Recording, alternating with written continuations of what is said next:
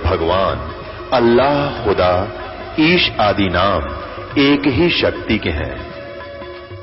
वो कैसा है, कहां है, कैसे मिलता है, किसने देखा है? ये प्रश्नवाचक चिन्ह पूर्ण रूप से हटाने के लिए अवश्य सुनिए जगत गुरु तत्वदर्शी संत रामपाल जी महाराज के अमृत वचन, सर्व पवित्र धर्मों के पवित्र शास्त्रों के आधार पर।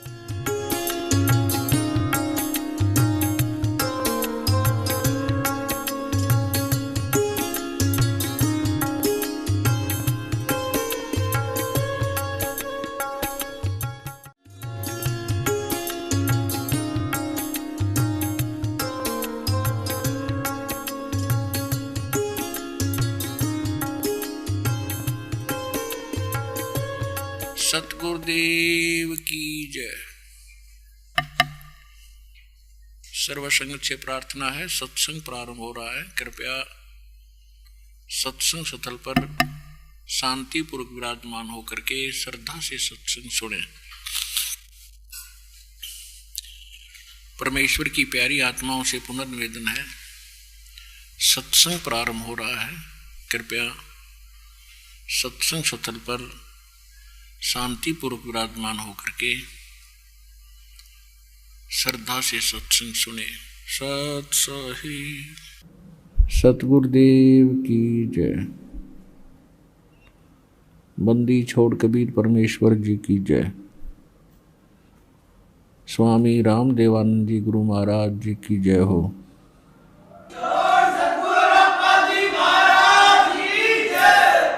ग्रीव नमो नमो सतपुरुष को नमस्कार गुरु की नहीं। सुर नर मुनि जन साधुआं संतों सर्वस्ती नहीं। सतगुरु साहेब संत सब डंडो तुम प्रणाम। आगे पीछे मध हुए तिनको जा कुर्बान। नराकार निर्विषम काल जाल वैभंजनम निर्लेपम निज निर्गुणम अकल अनुबेशंदनम। सोहम सुरति समापतम सकल समाना निर्तल। उज्ज्वल हिरंबर हरदमम बेपरवा अथा है वार पार निमज्जतम। ग्रीव जो सुमर सिद्ध होई गणनायक गलता ना करो अनुग्रह सोई पारस पद परवाना। आदि गणेश मनाऊं गणनायक देवन देवा। चरण कमल लौलाऊं आदंत करूं सेवा। परम शक्ति संगीतम रिद्धि सिद्धि दाता सोई। अवगत गुण अतीतम सतपुरुष निर्मोही। जगदम्बा जगदीशम मंगल रूप मुरारी। तन मन अर्पों शीशम भक्ति मुक्ति भंडारी। सुर नर मुनि जन ध्यान ब्रह्मा विष्णु महेशा। शेष सहस मुख गावे पूज्य आदि गणेशा। इंद्र कुबेर सरीखा वरुण धर्म राय ध्यावे। समरथ जीवन जी का मन इच्छा फल पावे। 33 कोटि अधारा ध्यावे शेष 88। उतरे बहु जल पारा कट है यम की फांसी। 33 कोटि अधारा ध्यावे शेष 88। उतरे बहु जल पारा कट है यम की फांसी। कर जोरूं विनती करूं धरूं चरण पर शीश। गुरु जी राम देवानंद जी महाराज ने दियो नाम बख्शीश।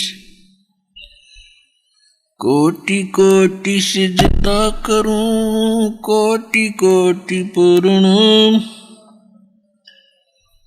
चरण कमल में राखियो में बांधी जाम गुलाम। कुत्ता हूँ गुरुदेव का रामपाल दास का नाम, गले प्रेम की जेवड़ी, जाखें चोवा जाऊं, तो करो तो बावड़ू, दूर दूर करो तो जाऊं, जो राखो त्यों ही रहूं, जो देवो सो खाऊं। परम पिता परमात्मा पूर्ण ब्रह्म सर्व सृष्टि के रचने वाले कबीर परमेश्वर जी की असीम रजा से आप परमात्मा की प्यारी आत्माएं सत्संग सुनने के लिए उपस्थित हुए।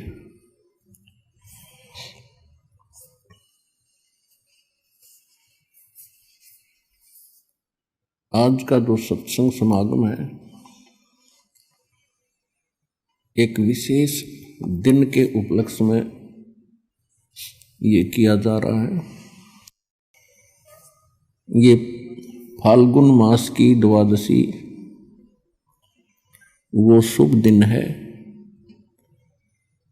इस दिन परमात्मा सतलोक से चलकर आए थे और अपनी प्रिय आत्मा आदरणीय गरीबदास साहिब जी गांव छुडानी जिला झज्जर हरियाणा वाले को ये खेतों में जंगल में मिले थे। एक जिंदा महात्मा का रूप परमेश्वर बनाए हुए थे।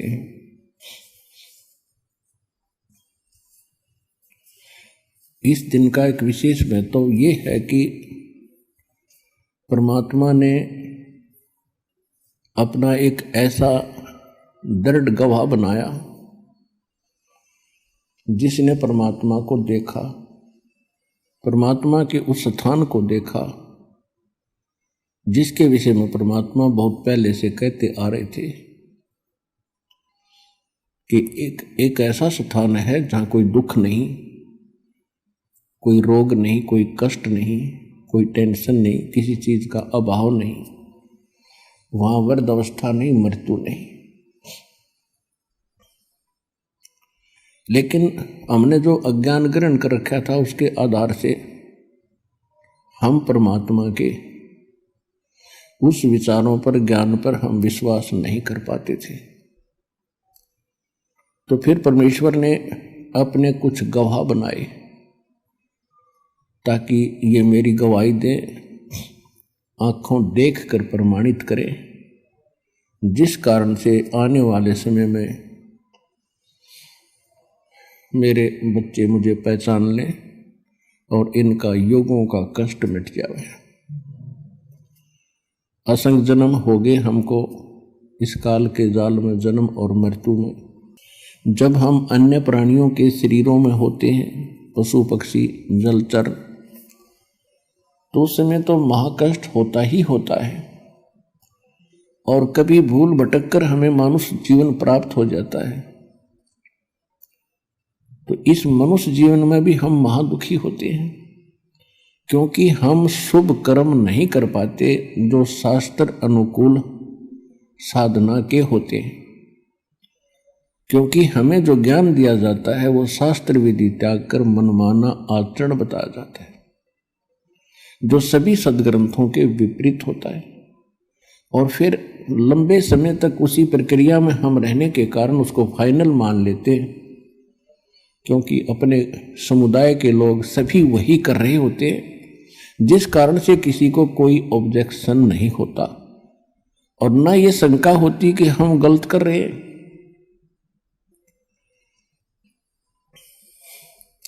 इस भूल को मिटाने के लिए परमात्मा स्वयं आते हैं। यहां पर दो शक्तियां काम कर रही हैं। एक तो असंख्य ब्रह्मांड का मालिक है कबीर भगवान, जिसको मुसलमान भाई अल्लाह अकबर कहते हैं, हम उसे कबीर साहिब कहते हैं। अल्लाह माने साहिब, अकबर माने कबीर, ये बोलने का अंतर है बस। अल्लाह कबीर, अल्लाह अकबर, यानी साहिब कबीर, हम कबीर साहिब कहते हैं। इसको गॉड कबीर कहो। ये पूर्ण परमात्मा है, ये हमारा जनक है, हमारा पिता है। इसकी वचन शक्ति से हम सभी उत्पन्न हुए हैं। वो हमारे लिए दुखी रहते हैं कि किसी न किसी तरह इन भोली आत्माओं को उस स्थान का पता लग जा जहाँ ये रहा करते थे, सुखी थे, कोई कुछ कष्ट नहीं था, कोई मृत्यु नहीं थी, वृद्धावस्था नहीं थी और किसी चीज की कमी नहीं थी। और यहाँ दूसरी शक्ति है जिसके अंतर्गत हम फंसे हुए हैं। यहाँ ये ब्रह्म है, सरपुरुष है, इसको ज्योत स्वरूपी निरंजन काल भी कहते हैं। इस काल ने एक ऐसा भयंकर जाल बना रखा है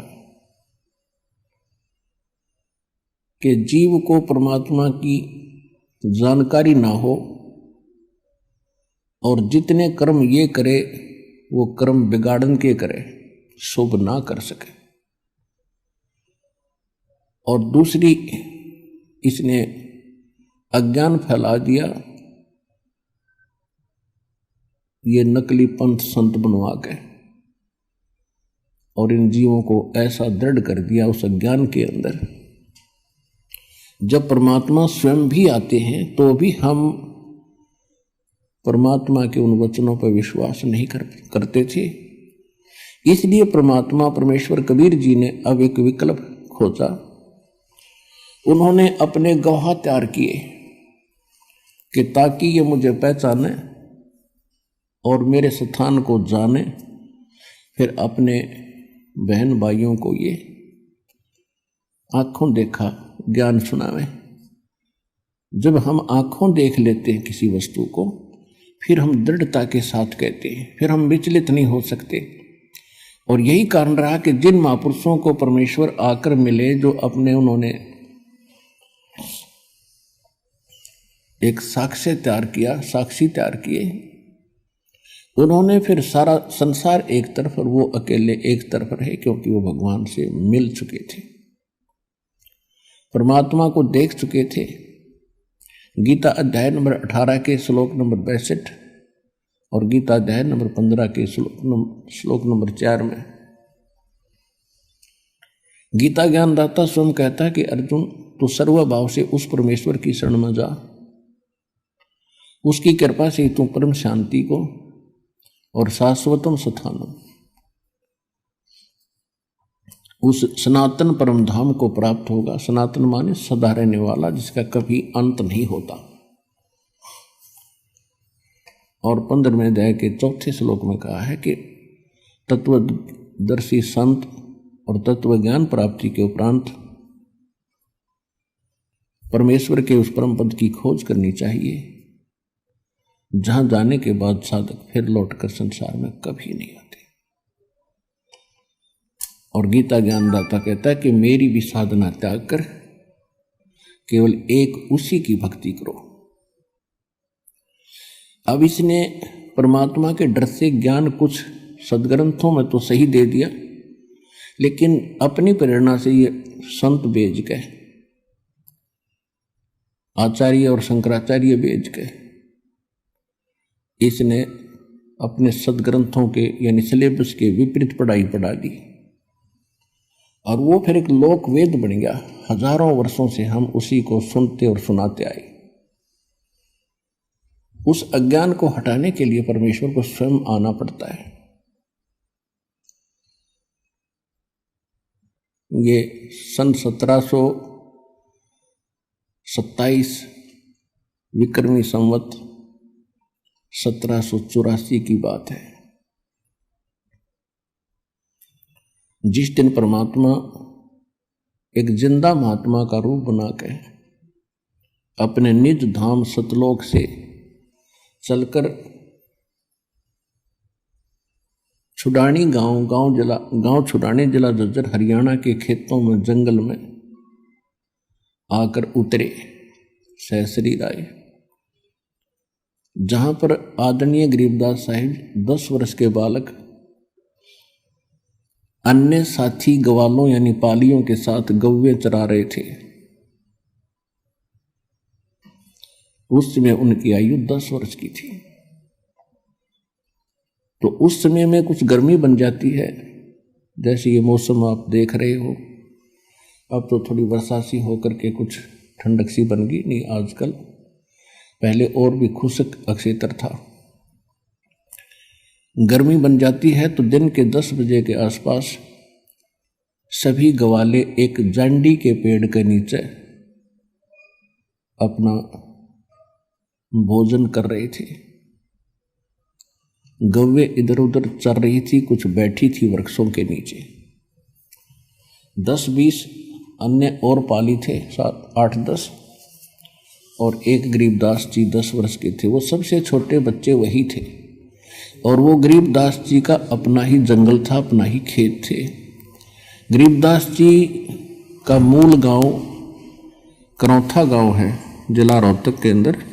इनका मूल गांव जो है गांव करौथा, जिला रोहतक, हरियाणा में। और इनके नानके थे गांव छुडानी में। गरीबदास जी के कोई मामा नहीं था, इसलिए इनके नाना जी ने गरीबदास जी के पिताजी को वहाँ घर जमाई रख लिया था। जमीन लगभग 1400 एकड़ थी। उसका वारिस कोई ना होने से अपने दामाद को श्री शिवदयाल जी ने वहाँ रख लिया था। छुडानी जाने के लगभग 10-12 वर्ष के बाद, 12 वर्ष के उपरांत गरीबदास जी का जन्म गांव छुडानी, जिला झज्जर में हुआ था। जमीन बहुत घनी थी, वर्षा पर आधारित होते थे। वर्षा हो जाती थी, कुछ कणक बीज दी जाती थी, बाकी क्षेत्र वो चरागाह बनाया करते थे और पशुपालन ही अधिक किया करते थे। उस दिन भी गरीबदास जी पाली गए हुए थे। एक जांडी के पेड़ के नीचे वो खाना खा रहे थे। गरीबदास जी का जन्म सन 1717 विक्रमी संवत 1774 को हुआ, वैशाख पूर्णमासी को। तो ये सन 1727 यानी संवत 1784 की बात है। फाल्गुन उतरते की द्वादशी यानी सुदी द्वादशी, चांदनी द्वादशी, दिन के 10 बजे परमात्मा वहाँ उनके पास एक साधु रूप में आए, जहाँ वो सभी ग्वाले पाली आहार कर रहे थे, रोटी खा रहे थे। उस समय आतिथ्य सत्कार बहुत होता था, साधु संतों को विशेष आदर दिया जाता था। तो वहाँ ग्वालों में, पालियों में 50 वर्ष के, 40 वर्ष के, 20 वर्ष, 28, 17 और छोटे बच्चे गरीबदास जी 10 वर्ष के थे। जब परमात्मा उनके पास से निकट आए, जैसे कोई यात्री होता है, तो सभी ने कहा कि महाराज राम राम। परमात्मा ने कहा भाई राम राम। कहा आओ महाराज खाना खाओ। परमेश्वर ने कहा भी खाना तो मैं अपने गांव से खा कर आया हूं। कौन गांव है आपका? परमात्मा ने कहा सतलोक गांव है मेरा। फिर सभी ने कहा जी खाना नहीं खाओगे तो दूध तो पीना ही पड़ेगा। हम साधु संत अतिथि को बगैर कुछ आहार किए नहीं जाने देते, ये तो आपने स्वीकार करना ही पड़ेगा। परमात्मा आए तो इसीलिए थे। तो परमेश्वर ने कहा भी ठीक है, मैं दूध पीऊंगा, लेकिन मैं कंवारी गाय का दूध पीता हूं। जो बड़ी उम्र के व्यक्ति थे, ग्वाले थे, वो कहने लगे बाबा जी आपकी नीयत नहीं है दूध पीने की, आप तो मजाक कर रहे हो। परमात्मा बोले भाई अगर दूध पिलाना है तो पिला दो। तो कुंवारी गाय का पीता हूं। इतनी डिस्कस हो रही थी, गरीबदास 10 वर्ष के बालक खड़े हुए एक कुंवारी गाय ले आए जो 1.5 वर्ष की बच्चिया थी। और कहा महाराज जी इसका ना तो बच्चा हुआ है ना इसके कोई सतन है, ये दूध कैसे देगी। परमेश्वर कबीर जी ने कहा कि बच्चों कोई तुम्हारे पास ऐसा बर्तन हो वो लाओ जिसमें दूध निकाल लेंगे। एक छोटा सा मिट्टी का बर्तन था 8-10 किलो का, 8-10 लीटर का, तो उठा लाए, साफ करके रखा हुआ था। और गरीबदास जी पकड़ कर बैठ गए गाय के नीचे। परमात्मा बोले रख इसके नीचे, पकड़ कर बैठ गए गाय के नीचे, सतनों के नीचे। परमेश्वर खड़े हुए और बच्चिया के कमर पर हाथ थपकी मारी, सतन लंबे लंबे हो गए, दूध की धार चल पड़ी और पात्र भर गया जो बंद हो गई। बोलो सतगुरुदेव, बंदी छोड़ कबीर साहेब की जय। अब गरीबदास जी ने, बच्चे ने कहा कि लो महाराज जी ये तो आपका ही चमत्कार है, दूध पी लो। परमात्मा ने कुछ दूध पिया, शेष उन पालियों से कहा कि ले बच्चों पी लो, ये प्रसाद है। अब जो बड़े गरीबदास जी से जो बड़े थे सारे, उन्होंने कहा कि हम ना पीवें, ये तो पाप का दूध है, कुंवारी गाय का दूध निकाल दिया और ना जाने क्या जादू जंतर कर रखा आपने, और फिर आपने झूठा कर दिया, अपना पता कौन सी जाति के हो, हम ना पीवें, उठ कर चले गए। अब गरीबदास जी ने कहा कि लो भगवान मुझे दे दो, आपका बनाया हुआ प्रसाद कब कब उपलब्ध हो, सौभाग्य है मेरा जो आपका झूठा दूध मुझे प्राप्त होगा, अमृत होगा। परमात्मा ने कहा था बेटा ये जादू जंत्र का नहीं है, ये यहाँ इस लोक का भी नहीं है, ये तो मेरे लोक से आया, सतलोक से, और पी लो तुम, बहुत लाभ होगा।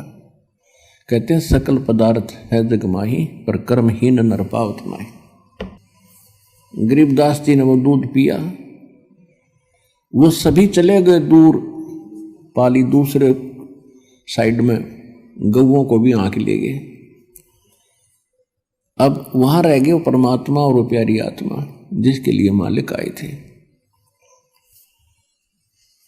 परमेश्वर ने चर्चा शुरू की कि बेटा भक्ति किया करो, परमात्मा का नाम लेना चाहिए, ये मनुष्य जीवन बार बार नहीं मिलेगा। तो गरीबदास जी जैसे बच्चे थे कहने लगे भगवान हम करते हैं, राम राम करते हैं, सीता राम करते हैं, राधे श्याम का जाप करते हैं, बजरंग बली की जय बोले, शंकर भगवान की भक्ति करें। फिर परमात्मा ने काफी देर तक उनको समझाया बेटा ये इनकी भक्ति से मोक्ष नहीं हो सकता, आपका जन्म और मृत्यु नहीं मिट सकता, आपके कर्म के अंदर यानी प्रारब्ध के अंदर जो लिखा है कोई पाप कर्म जिससे आपको कोई हानि होनी है, तो इन भगवानों की भक्ति से वो समाप्त नहीं हो सकती। इन भगवानों की भक्ति करने से आपको पुण्य और पाप दोनों ही प्राप्त होंगे। और कहते हैं पिछले ही तप से होते हैं पूर्ण हंस मुराद। ये पिछले संस्कार थे उस बालक के, एकदम उसके हृदय में एक विशेष प्रेरणा हुई कि परमात्मा आज तक हमने यो ज्ञान कभी किसी से सुना नहीं, और ऐसा भगवान नहीं सुना जो आप बताते हो कि वो सब दुख दूर कर सकता है, हमारे प्रारब्ध यानी किस्मत लिखे हुए लेख का भी नाश कर सकता है, हमारे सब पापों का नाश करके हमें पवित्र कर सकता है और मोक्ष पूर्ण दे सकता है। और हमने तो कभी कभार स्वर्ग सुना था, उस स्वर्ग की भी जानकारी पूरी नहीं थी। तब परमात्मा ने स्वर्ग की डेफिनेशन सुनाई, परिभाषा सुनाई कि स्वर्ग तो बेटा ऐसा है जैसे एक होटल होता है, और होटल के अंदर जैसे शिमला कुल्लू मनाली साइड में, यहाँ राजस्थान हरियाणा पंजाब उत्तर प्रदेश के व्यक्ति जो धनी लोग होते हैं वो महीना 20 दिन हफ्ता 10 दिन गर्मियों के समय में वहाँ चले जाते हैं। अपनी जेब में पैसा ले जाते हैं 50,000 60,000, कमरा किराए पर लेते हैं, होटल में खाना भी सब सुविधाएं उपलब्ध होती हैं, सैर सपट्टे करते हैं, कोई काम नहीं होता क्योंकि उनका वहाँ कर्म क्षेत्र नहीं है। वो अपने धन को ही व्यय कर रहे हैं, वहाँ उनको सुविधा खूब प्राप्त है, कोई काम नहीं, लेकिन उनकी जेब कट रही है, उनकी पूंजी नाश हो रही है जो लेकर गए थे। और जिस समय वो पूंजी समाप्त हो जाएगी वो स्वयं वहां से चले आएंगे। अगले वर्ष हो सकता है ऐसा लाभ ना हो जिससे 50-60 हजार रुपये सेव हो जाए, बचत हो जाए, तो वो अगले बार वहां भी नहीं जा सकते, यहीं रहना पड़ेगा। ठीक इसी प्रकार ये स्वर्ग है। स्वर्ग में भक्ति के धनी व्यक्ति जाते हैं, वहाँ कोई काम नहीं, लेकिन आपके पुण्य वहाँ जमा हो जाते हैं। जो भी खाओगे पियोगे इच्छा करोगे आपको प्राप्त होता रहेगा, लेकिन आपका बैलेंस लेस होता रहेगा। और जिस समय आपके पुण्य समाप्त हो जाएंगे आपको जबरदस्ती वहाँ से नरक में डाल दिया जाएगा। और नरक के बाद फिर पुनः आपको यहाँ 84 लाख योनियों की कुत्ते गधे सूअर के शरीरों में बेचा जाएगा। और ये प्रक्रिया आप असंख्य जन्मों से कर रहे हो, भोग रहे हो, इसका निर्वाह कर रहे हो। जहां से मैं आया हूं वो एक ऐसा स्थान है जहां आप पहले रहते थे। पूरी सृष्टि रचना सुनाई, आप सभी वहां रहते थे, वहां कभी मृत्यु नहीं है, वहां कोई चीज का अभाव नहीं है। और यहां आपने आज चाहे कुछ भी सुविधा उपलब्ध है आपको, कितने आपके पास जमीन है, चाहे राजा बने हो, ये तो आपके पास रहनी ही नहीं है। मृत्यु के उपरांत ना जाने कहां पटकेगा ये काल उठा के। और जिस माया को आप आज अपनी मान रहे हो, इसको आपके नाना जी के पिताजी भी अपनी मान रहे थे और उसके पिताजी भी अपनी मान रहे थे। अब वो कहाँ है भाई? अब वो कहीं गधे कुत्ते बनकर घूम रहे हैं। तो परमात्मा ने गरीबदास जी को समझाया, ये माया है राम की अपनी कहें गंवारे, जमपुर धक्के खाओगे नाहक बहे बेगार। पूंजी साहूकार की ये बंजारा संसार, और पूंजी माल गंवा दिया इब नाहक बहे बेगार। परमात्मा ने बताया कि बेटा ये पृथ्वी इस काल साहूकार की है और तुम यहां बंजारे बनकर आए हुए हो। इस पर एक आपने इससे लाभ उठाना था कि अपना निर्वाह भी करते और मोक्ष के लिए भी कुछ प्रयत्न करते। आप उस उद्देश्य को भूलकर यहाँ संसार की भूल भुलैया में भूल चुके हो और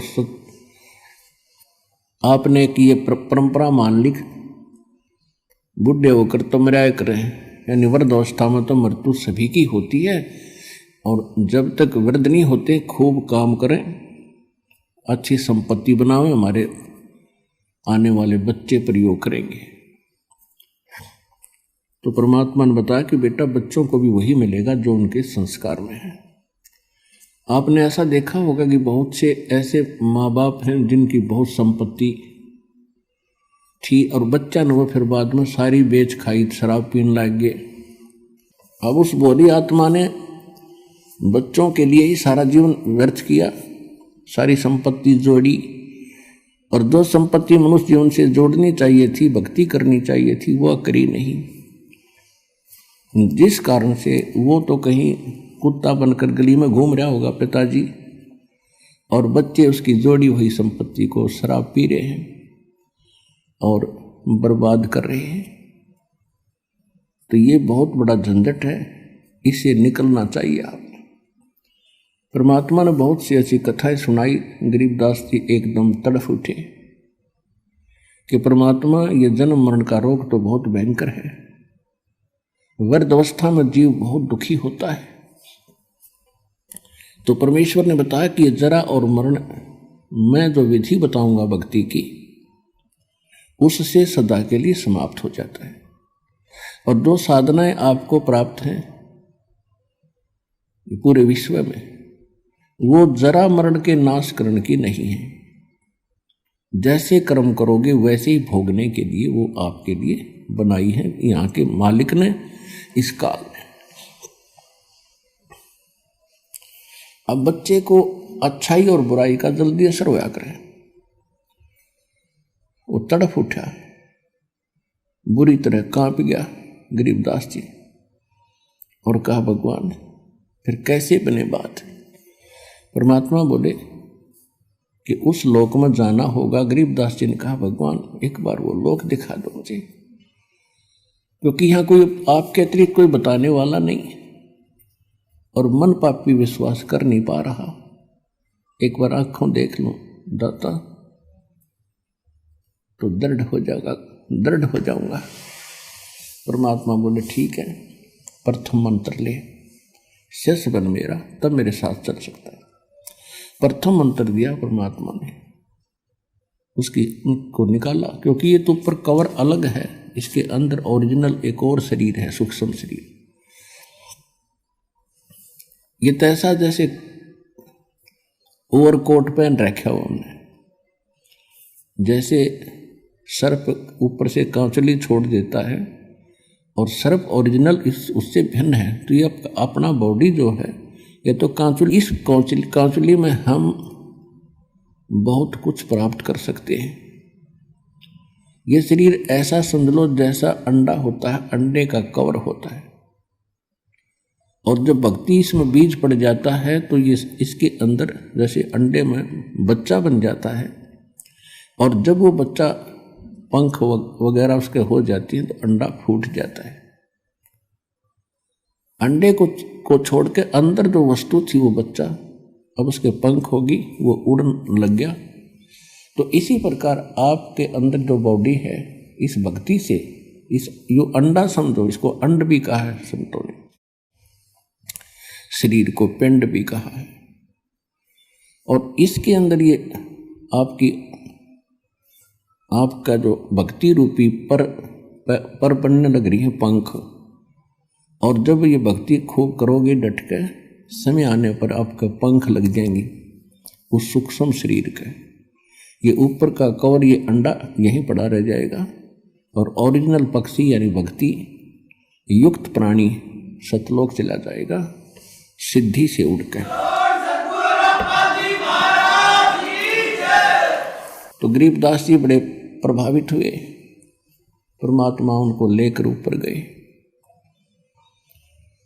सबसे पहले धर्मराज के दरबार में पहले ब्रह्मा विष्णु महेश के लोक दिखाए, स्वर्ग और नरक दिखाया। वहाँ हाहाकार मची थी, सभी प्राणी परमात्मा को देख रहे थे और उनको वो बातें याद आ रही थी जब कभी वो मनुष्य शरीर में थे, जो आज नरक के अंदर दुख उठा रहे हैं या स्वर्ग के अंदर अपनी पूंजी नष्ट कर रहे हैं। उनको वो दिन याद आते हैं जिस दिन परमात्मा कभी उनको पृथ्वी पर मनुष्य शरीर में मिले थे, और उन्होंने परमात्मा के इस ज्ञान को कानों के ऊपर से टाल दिया था। तो वहां रो रहे थे वो, हे भगवान। परमात्मा ने कहा कि मैं तुम्हें उस दिन मिला था वहां पर, और मैं क्या कह रहा था बच्चों, क्योंकि उसके मालिक के पास तो सारे रिमोट हैं, और प्रत्येक प्राणी के अंदर अंतःकरण में, कोड वर्ड में पूरी असंख्य जन्मों की, जब से वो जन्म मर रहा है, कुत्ते गधे सूअर से कुछ भी बना है, वो सारा उसके अंदर फीड है। परमात्मा ने वो चालू कर दिया वचन से, और याद आई उसको, कहाँ भगवान आप मिले थे और आप कह रहे थे जो साधना तुम कर रहे हो ये नरक में और स्वर्ग दोनों में जाना पड़ेगा, और मैं जो भक्ति बताता हूँ वो इससे भिन्न है, उससे तुम्हारा कल्याण होगा। उस समय आप क्या कह रहे थे, विवाद कर रहे थे, मुझे खुरका धमका रहे थे, तू क्या जाने दुल्हा, तू क्या जाने क्यों बकवास करता है। हमारे देवताओं को तू ऐसे बताता है। वो सारा कुछ सुनाया परमात्मा ने। वो लज्जित हो गए कि भगवान से धोखा हो गया, बचा लो दाता, अब नहीं। परमात्मा बोले अब नहीं। जब कभी तुम्हें मानव शरीर प्राप्त हो और मेरा कोई दास मेरे ज्ञान की महिमा सुना रहा हो, उसकी शरण में आ जाना, तब तुम्हारा कल्याण होगा। अब गरीबदास जी सुन रहे हैं, उनकी आंखों से सुन रहे हैं, अपने आंखों देख रहे हैं, कानों सुन रहे हैं कि इन्होंने ऐसे ऐसे कहा था भगवान को। आज ये रो रहे हैं। ये रामकृष्ण के पुजारी थे, कोई शंकर जी का पुजारी था, कोई मुसलमान वहीं पीटा जा रहा था, कोई कुछ साधना कर रहा था, कोई जैनी था। अब सभी वहां भुगत रहे थे। अब गरीबदास जी इतने दृढ़ होते जा रहे थे। ओए होए, हे भगवान, सचमुच ये हालत होती अगर हम मालिक ना मिलते तो अपने को। फिर ब्रह्मा विष्णु महेश के लोक में ले गए। वहां देखा बेटा ये सब ना अपनी दुकान खोल रखी है। विष्णु लोक में एक होटल है, शिव लोक में होटल है, और ब्रह्मा के लोक में भी होटल यानी स्वर्ग है। विष्णु जी का पुजारी विष्णु लोक में जाता है, जब तक उसके पुण्य रहते हैं वो वहां रहेगा, उसके बाद फिर नरक में डाल दिया जाएगा। और ये प्रत्येक प्राणी से अपने राज्य चलाने के लिए, ये राजा हैं, ये टैक्स लेते हैं। जैसे यहाँ पृथ्वी के राजा आपसे टैक्स लेते हैं, अपने ठाठ करते हैं, आपकी पूंजी तय। इसी प्रकार वो वहाँ करते हैं। इसी प्रकार शिव के लोक में रेस्टोरेंट है यानी स्वर्ग है। शिव का पुजारी स्वर्ग में रखा जाता है। जब उसके पुण्य समाप्त हो जाते हैं उसको फिर नरक में डाल दिया जाता है। नरक के बाद फिर 84 लाख प्रकार के इन प्राणियों के शरीरों में असंख्य जन्मों तक भटकता रहता है। इसी प्रकार ब्रह्मा जी के लोक में, इसी प्रकार दुर्गा जी के लोक में, ऐसे ही गणेश जी के लोक में जो गणेश के साधक हैं वो उसके पास चले जाते हैं। ऐसे ही ज्योत निरंजन ब्रह्म काल के ब्रह्मलोक में ये सब व्यवस्था बनी हुई है। और ये सभी इन पर टैक्स लगाते हैं, चार्ज लेते हैं अलग से, कि कोई 10%, किसी में 20%, कोई 25%, कोई 15% आपकी पूंजी का। और जब आपके पुण्य समाप्त हो जाते हैं आपको वहां से जबरदस्ती, जैसे यहां से फेंक दिया जाता है उस तरह वहां से फेंक दिया जाता है। फिर परमात्मा उनको लेकर गए गरीबदास जी को यहाँ के न्यायाधीश के पास, 21 ब्रह्मांड का जो न्यायाधीश है धर्मराज के पास। अब जहां जहां भी परमात्मा जा रहे थे सभी ब्रह्मा जी के लोक में गए। ब्रह्मा जी ने आसन त्याग दिया, लेकिन परमात्मा खड़े खड़े 2 बात करके चल पड़े।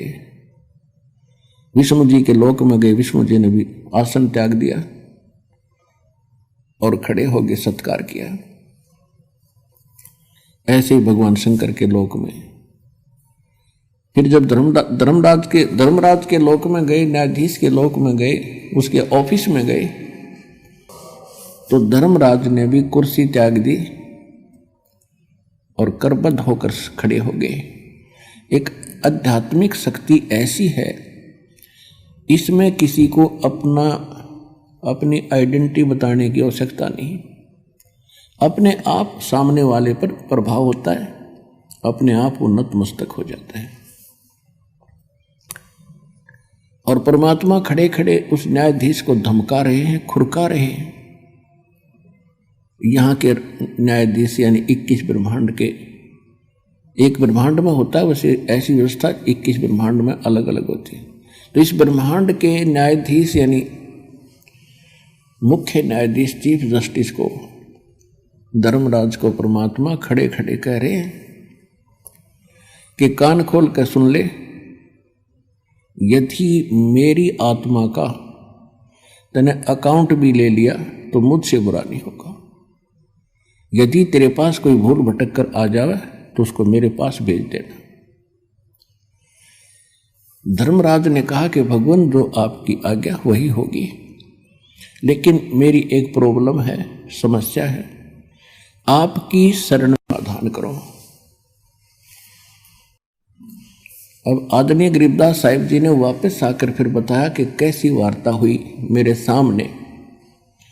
धर्मराज दरबार में देई कबीर तलाक, मेरे भूले चुके हंस को तुम पकड़िए मत कजाक। एक न्यायाधीश को जिसके सामने ब्रह्मा विष्णु महेश की पिंडी कांपे और उसको एक महापुरुष खुरका रहा है और कजाक कह रहा है कि ए चतुराद, कजाक माने ए नालायक आदमी, जब मेरे भक्त को नहीं पकड़ लेगा तो वो क्या कहते हैं, बोले पुरुष कबीर से धर्मराज कर जोड़े, तेरे हंस न पकड़ू नहीं मोहे 2 ही लाख करोड़। फिर क्या बताया, कर्मों से तीरथ है अब जो जप नाम कबीर, वो तो मोहे पकड़ने पड़े दाता जड़नी पड़े जंजीर। अब परमात्मा क्या बोले, करम भरम ब्रह्मंड के मैं पल में करहूं ने से, जिन हमारी दुहाई दई सो करो हमारे पेश। कि तेरे इस ब्रह्मांड के लगाए हुए कर्म, क्योंकि ये काल जो है मन रूप में सब प्राणियों में विद्यमान है और इस मन की आदत केवल खोटे कर्म करने की है, शुभ यू सोचता भी नहीं। तो परमात्मा कहते हैं ये तुमने ही इन जीवों के ये कर्म लगाए हैं और उन कर्मों का मैं नाश कर दूंगा, उनको कैंसिल कर दूंगा। जो तेरे काबू में ना है वो मेरे पास ले आना तेरा अकाउंट, और मैं उनको क्रॉस कर दूंगा और अपने साइन कर दूंगा।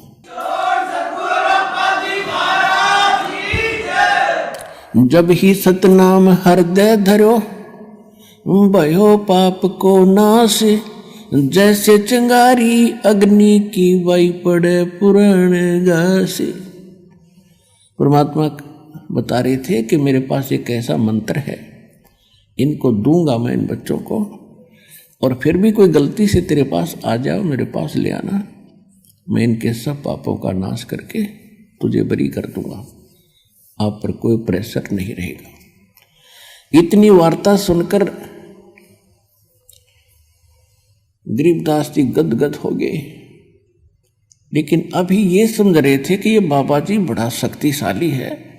हमने तो ब्रह्मा विष्णु महेश्वर के नाम सुने थे या चित्र देखे थे, आज मैं वास्तव में देख रहा हूं और ये सब इसके सामने करबद्ध हो रहे हैं। और ये तो बहुत बड़ी शक्ति बताते हैं जो अब ये धर्मराज तो सबका अकाउंट लेता है, और ये भी भगवान के इस बाबा जी के सामने ऐसे करबद्ध हो गया, तो कमाल का ही बाबा तो भाई। फिर परमात्मा उनको ले गए, वो स्थान दिखाया गरीबदास जी को जहां ये काल भगवान ये ब्रह्म 1 लाख मानव शरीरधारी प्राणियों को के शरीर सूक्ष्म शरीर को तपतशिला के ऊपर एक टुकड़ी है पत्थर की, जैसे तई होया करे बड़े बड़ी तय, ऐसे अपने आप प्रज्वलित है, वो अपने आप प्रज्वलित है, और उसके ऊपर 1 लाख मानव शरीरधारी प्राणी तड़फ रहे थे। हाहाकार मची थी, यहाँ के राजा भी थे उसमें, और यहाँ के गरीब भी थे, सेठ भी थे, साहूकार भी थे, आम नागरिक भी थे, और सब उन्हीं के पुजारी थे, लेकिन सब बुरा हाल हो रहा था। तब परमात्मा वहाँ पहुँचे तो सभी एकदम उनकी तपत खत्म हुई और ऐसे बैठ गए उस तई के ऊपर, जैसे कढ़ाई में बैठ गए, उबलते तेल के कढ़ाई में समझ लो आदमी, और उसको पीड़ा ना हो। तो एकदम देखा कि ये परमात्मा आगे शायद। तब उन प्राणियों ने कहा, भगवान हम बहुत दुखी हो लिए, हम किस कर्म का दंड भोग रहे हैं। परमात्मा ने कहा, ये तुम्हारा यहाँ का किया कर्म नहीं, ये तुमने सतलोक में गलती करी थी, वहाँ तुम सुखी थे, और सुखी जीव को बकवाद घनी भावें हैं, अच्छे काम थोड़े और बुरे घने करेगा। तो तुमने वहाँ यही गलती की थी भरी थाली का ठोकर मार कर तुम यहाँ आगे से इस कंगाल लोक में सारी जीवन में तुम्हारे से रोटी पूरी नहीं होती, मर खप जाते हो मांस। और ये बकवादियों घनी करवाता है। आज विश्व में शायद ही कोई प्राणी बचे हों कुछ प्रतिशत, ना तो सभी कोई बीड़ी का लत है, कोई शराब पी रहा है, कोई भूकी खा रहा है, कोई अफीम खा रहा है, कोई मांस खा रहा है, कोई शराब पीता है। तो ये कोई सा भी काम करने का नहीं, ये मन करवाता है। और इसके करने से हमारे सूक्ष्म शरीर के अंदर एक विशेष पदार्थ डिपॉजिट हो जाता है और वो स्वाद करता है काल उसका। फिर तो वो सबको उठा कर वहाँ डालता तपस्या पर, फिर सब तड़फ तड़फ कर। जिसने ज़्यादा बीड़ी शराब तम्बाकू पी रखा है वो काफ़ी देर तक तड़पता, उसको मतलब घना माल होता है उसका, और काफ़ी देर तक सबसे पीछे तक उसकी दुर्गति होती है वहाँ पर। और फिर जीव मरता नहीं उस सूक्ष्म शरीर में, उनको वहाँ से फेंक देता है सिद्धि से। उसका टाइम फिक्स अलार्म रखा उसने, उसके बाद वो वहाँ से अपने आप उड़ जाते हैं। जब उनका गंध मैल निकल जाता है और ऊपर जाते ठंडे क्षेत्र से, तो वो कुछ नॉर्मल से हो जाते हैं। और फिर धर्मराज के दरबार में आकर लाइन लगा लेते हैं अपने कर्मों का अकाउंट कराने के लिए। वहाँ तो सबके कर्मों का अकाउंट कैलकुलेटेड मिलता है, क्योंकि जो ये कर्म प्राणी करता है उसका एक फैक्स वहाँ हो जाता है धर्मराज के दरबार में, और उनके उस अकाउंट नंबर में डिपॉजिट हो जाता है। और जब प्राणी वहाँ पहुँचता है तो उसके सामने कुत्ते की योनि, गधे की योनि, कुत्ते की योनि, गधे की योनि, मनुष्य में स्वर्ग, भागो फटाफट। वहाँ नहीं सुनता कोई, फिर हाहाकार मची रहती है। जिनका नरक में जाना होता है उनको यम के दूत खड़े हैं लठड़ी बाले लेकर, जैसे पुलिस वाले खड़े होते हैं, और पकड़ कर बाजू फटाफट आ जाओ भाई, नरक है तुम्हारे लिए। और वहाँ ठोक कर आते हैं, उनको बुरा हाल हो रहा है। तब गरीबदास जी को आगे क्या देखा, थोड़ी कुछ देर के बाद वो ज्योत निरंजन काल उनको खाने के लिए अपने उस रसोई घर में आने लगा। दूर से देखा, तब तक वो प्राणी वहीं थे परमात्मा की कृपा से, नहीं तो उसको ऑटोमेटिक सिस्टम से तो उनको चला जाना चाहिए था। वो इसलिए आया था, वो किसी के सामने नहीं आता। तो बताया परमात्मा ने कि देखो वो आ रहा है तुम्हारा यहाँ का भगवान, जिसको तुम परमात्मा कहते, इसकी शकल देख कर कलेजा फट जाएगा, और तुम इसको ब्रह्म मानकर पूजा करते हो। सबने देखा सामने लंबे दांत, ओछा माथा, काला विकराल शरीर, तो सभी प्राणी भयभीत हो गए। परमात्मा ने कहा कि तुम जाओ यहां से। वो सभी को उड़ा दिया, और जब परमात्मा उसके निकट गए, वो कहाँ बैठता है जाकर के, एक जो 11वां द्वार है, 11वां द्वार है, वो अक्सर पुरुष के लोक में जाकर निकलता है।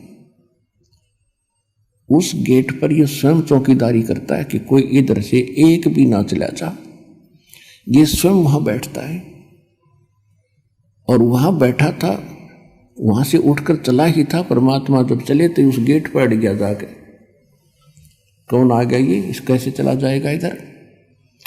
तो परमात्मा निकट गए, तो परमात्मा ने कहा कि देख बेटा गरीबदास, ये है यू काल भयंकर, इसके सामने ब्रह्मा विष्णु महेश की हिम्मत नहीं कि इसके सामने, इसकी शक्ति के सामने टिक जाए। वो चार भुजा के भगवान, ये 1000 का है। अब तो ये 2 भुजा बनाए बैठा है, ये 1000 भुजा तक बना सकता है। ब्रह्मा विष्णु महेश तो 16 कला के प्रभु हैं, ये 1000 कला का भगवान है। और जिस परमात्मा के पास मैं तुझे ले जा रहा हूं, असंख्य कला का मालिक है वो। और देखना, अब मेरे पास ऐसा मंत्र है, एक मेरे पास ऐसा मंत्र है, अब मैं सिमरण करूंगा जाप का, सतनाम का, श्वास से, और ये ऐसे हो जाएगा जैसे, क्या बताया, जैसे फनपति मंत्र सुन रखे फन सकोड़े, ऐसे बीरा मेरे सतनाम से यू काल लवे मुंह मोड़े। कि जैसे गारडू के मंत्र से एक खूंखार सर्प उस मंत्र के बोलने से वो फन ऐसे कर रहा हो, तो फन को इकट्ठा करके और बिल्कुल जमीन पर रख लेता है। जैसे फनपति मंत्र सुन रखे फन सकोरे, ऐसे मेरे सतनाम से यू काल लवे मुंह मोड़े।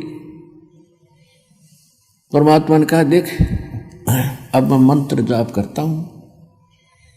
वो करना क्या था तो हमें बता रहे हैं कि आपत्ति के समय तुम्हारे पास केवल ये सतनाम और सार नाम का एक हथियार है। जो मंत्र जिसको जौन सा प्राप्त हुआ है वो तेरा हथियार है, प्रथम प्राप्त है। आपत्ति के समय उस मंत्र का जरूर जाप कीजिएगा, बहुत सारा मिलेगा। सतनाम प्राप्त है तो सतनाम का सेवन करिए आपत्ति में, चाहे किसी प्रकार की भी है, चाहे रोग है या कोई और पशु पक्षी से है या कोई संसारिक व्यक्तियों से है या कोई राज दरबार से है। एक बार उसका सेवन अवश्य करके देखना, आपको कैसे चमत्कार मिलेगा, पर सच्चे दिल से।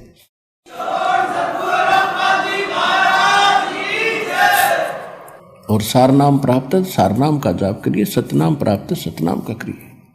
प्रथम मंत्र प्राप्त है, प्रथम मंत्र का जाप कीजिए। तो जो ही परमात्मा ने कहते हैं कि मैं देख ले भाई सेवन कर रहा हूं, उसी समय काल जहां उस गेट के ऊपर 11वें द्वार पर नो कड़लाए बैठा था और ऐसा सिर झुक गया उसका।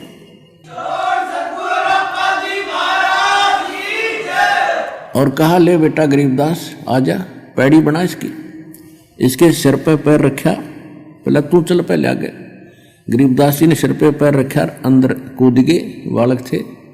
ऐसे परमात्मा ने सिर पे पैर रखा और आगे चला गया। वो फिर ऐसे हो गया, कदे और ना निकल जा, दो तो गए तो गए, ये तो कर डारे है।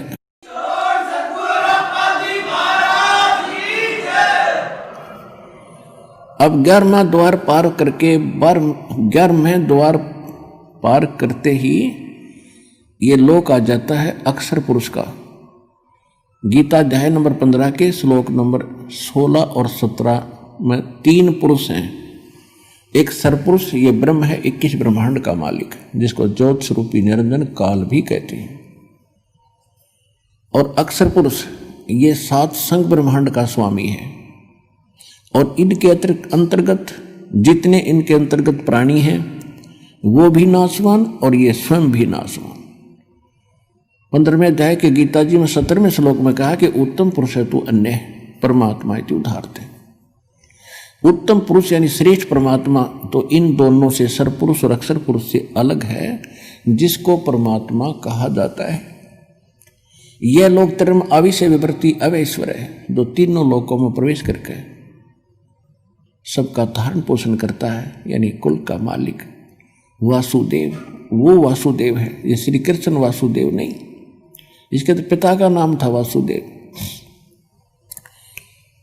तो तब उस अक्षर पुरुष के लोक को पार करके फिर परमात्मा ने बताया कि जब तुम यहाँ आओगे, यहाँ इसके बहुत लंबा क्षेत्र है, इसके यहाँ से आपने जाना है तो यहाँ आपको इसका वो मिलेगा, विमान मिलेगा, और इसका टैक्स देना है आपने।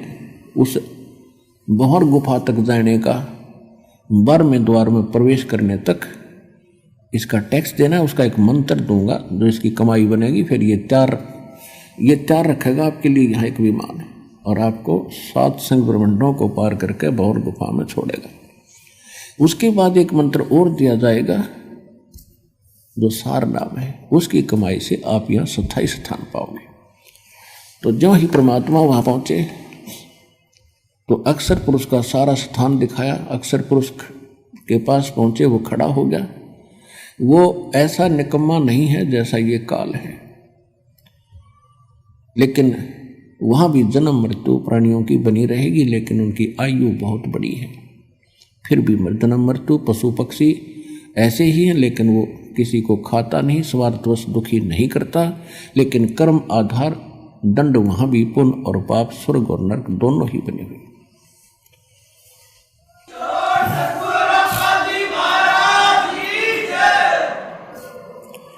उसके बाद फिर परमात्मा 12वें द्वार में पहुंचे। अक्षर पुरुष से भी परमात्मा ने, अक्षर पुरुष ने विनय किया, और जो उनसे भूल बनी थी, जो वो उसको याद है, अक्षमा याचना की दाता हमने बहुत गलती की थी, हम आपके लोक को छोड़कर आए थे।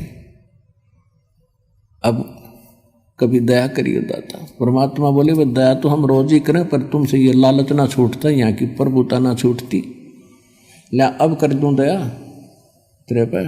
मैं कहूँ ऐसे भक्ति कर। फिर क्या कहता जी, फिर देखेंगे। एक उठाठ दिखे उसने, फिर देखेंगे।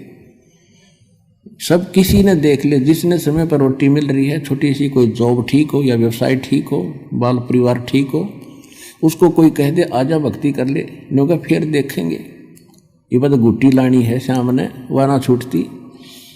फिर क्या देखेगा, जब गधा बन जाएगा फिर तो कुम्हार देखेगा, शर्म कड़मा मारेगा लठ। अब देखना तब देख, छोड़ सारी बुराइयों को और कर भक्ति सच्चे नाम की। और यहाँ भी सुखी रहेगा, जब तक तेरा यहाँ संस्कार है तब भी सुखी इसी से रहेगा। नहीं तो आज सब कुछ है तेरे पास, कल मृत्यु हो जा, फिर गधा बन कर घूम रहा होगा। खा कर ये जीवन यहाँ का। और इस ज्ञान से यह बात समझ में आवेगी। प्रमाण दिया जाएंगे, भगवान बतावे, राखों देखा वो संत बतावे। अब जैसे आम कहावत होया करती, कोई बात बतावे इधर उधर की, तो उसने यूं कहा करते कि तू कौन सा भगवान तो मिलकर आ रहा है। यानी भगवान से कोई मिलकर आवे तो उसकी बात तो सच्ची मानी उन्होंने भी, कि आप कौन से भगवान से मिलकर आ रहे हो, इसी दृढ़ कॉन्फिडेंस से कह रहा तू यह बात। तो परमात्मा खुद आए और जो भगवान से मिलकर आए उन्होंने बताई यही बातें। तो शंका नहीं रहनी चाहिए समझदार व्यक्ति को, जो वो ज्ञान बताया जा रहा है और दास उन महापुरुषों का बताया हुआ बता रहा है, तो आपको तुरंत समझ में आना चाहिए। और यहाँ से सिर पर पैर रख लो, सतलोक जाने के लिए डट कर भक्ति करनी चाहिए।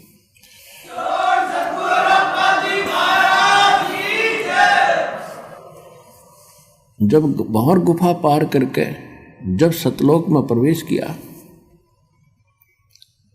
अब आज तक किसी ने पूछ लो, किसी मजहब धर्म के व्यक्ति ने, परमात्मा कैसा है? परमात्मा तो निराकार है, वो देखा थोड़ा ही जाता है। परमात्मा का केवल प्रकाश देखा जाता है। देख कैसी अकल खराब हो रही थी हमारी। अब कोई कहे सूर्य निराकार है, सूर्य का केवल प्रकाश देखा जाता है, तो कैसी अकल है उस व्यक्ति में। तो हम ऐसे थे, हमारे ऋषि महर्षि सारे बालक बुद्धि वाले।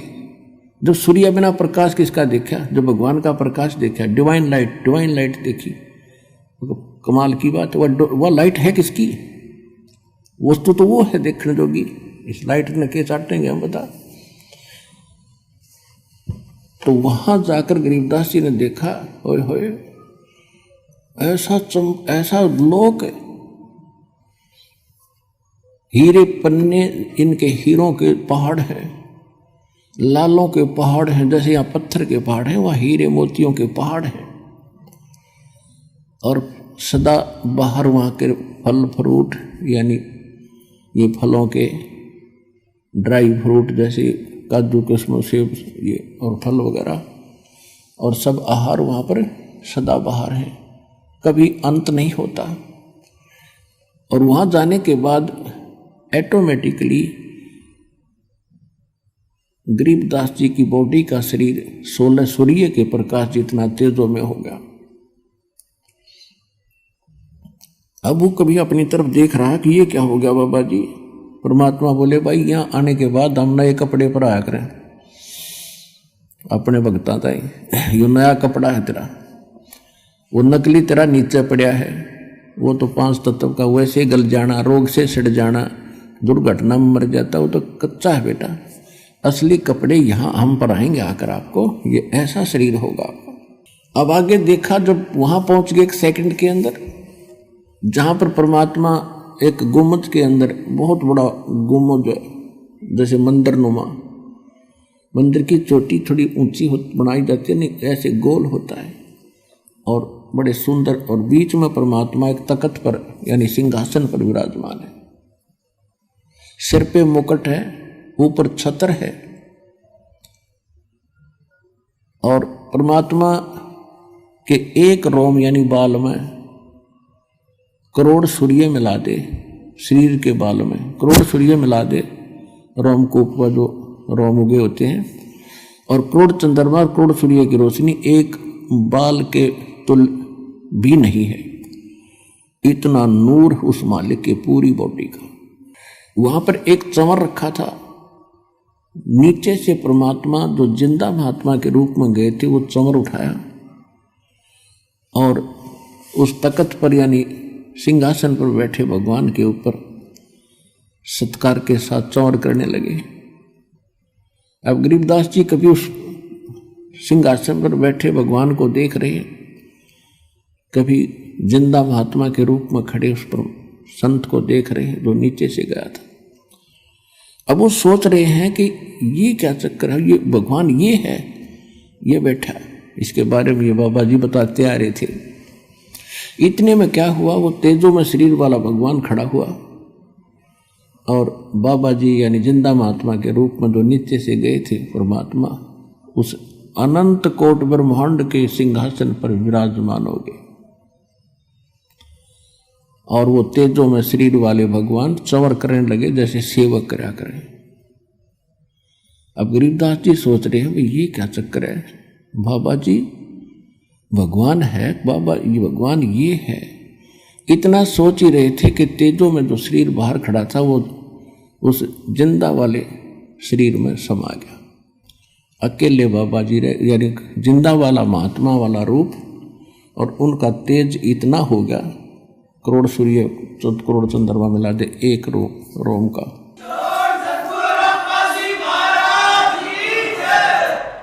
अब गरीबदास जी सोच रहे थे रे यूं क्या चक्कर भाई। तो परमात्मा ने बताया कि गरीबदास हम ही वो परमात्मा है और ये सोचल चिदर मैं करूं अपने जन के काज। बेटा ये है मेरा लोक और ये सारा व्यवस्था आप देख रहे हो, क्योंकि वहां दिव्य दृष्टि प्राप्त हो जाती है। वहां से आप यहाँ की सुई भी देख सकते हो, कुत्ते गधे का सुअर भी को भी देख सकते, शरीर को भी देख सकते हो। इन शेड और इन छत लेंटरों के 10 मंजिल के लेंटरों के अंदर से भी आप प्रत्येक प्राणी को, चींटी को और मनुष्य को भी देख सकते हो। परमात्मा ने कहा एक बार झांक कर देख ले नीचे जिस लोक से आप आए हो। अब नीचे दृष्टि की हो वो तो ऐसा है जैसे रूढ़ी हुआ करें कुरड़ी, ये लोग उस लोक की तुलना। अब एकदम शरीर कांप गया गरीबदास जी का उस लोक की तुलना में इस लोक को देखकर। यहां तो ऐसे लग रहे जैसे कीड़े मकोड़े रहा करते हैं।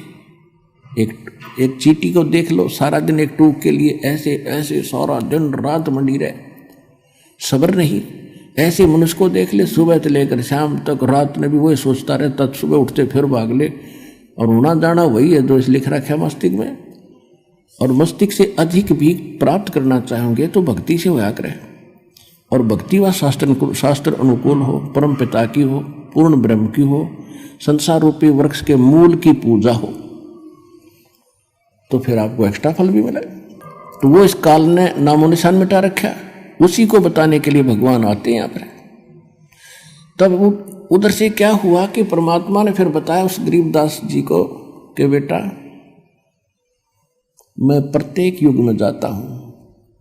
सतयुग में सत सुकृत कह टेरा, त्रेता नाम मुनींद्र मेरा, द्वापर में करुणा में कहाया, यो कलयुग नाम कबीर धराया।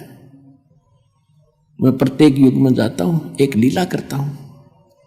प्रत्येक युग में जब भक्ति प्रवेश करने जाता हूं, एक शिशु रूप धारण करके मैं किसी सरोवर में कमल के फूल पर विराजमान होता हूं, और वहां से कोई निसंतान दंपत्ति मुझे उठा ले जाती है।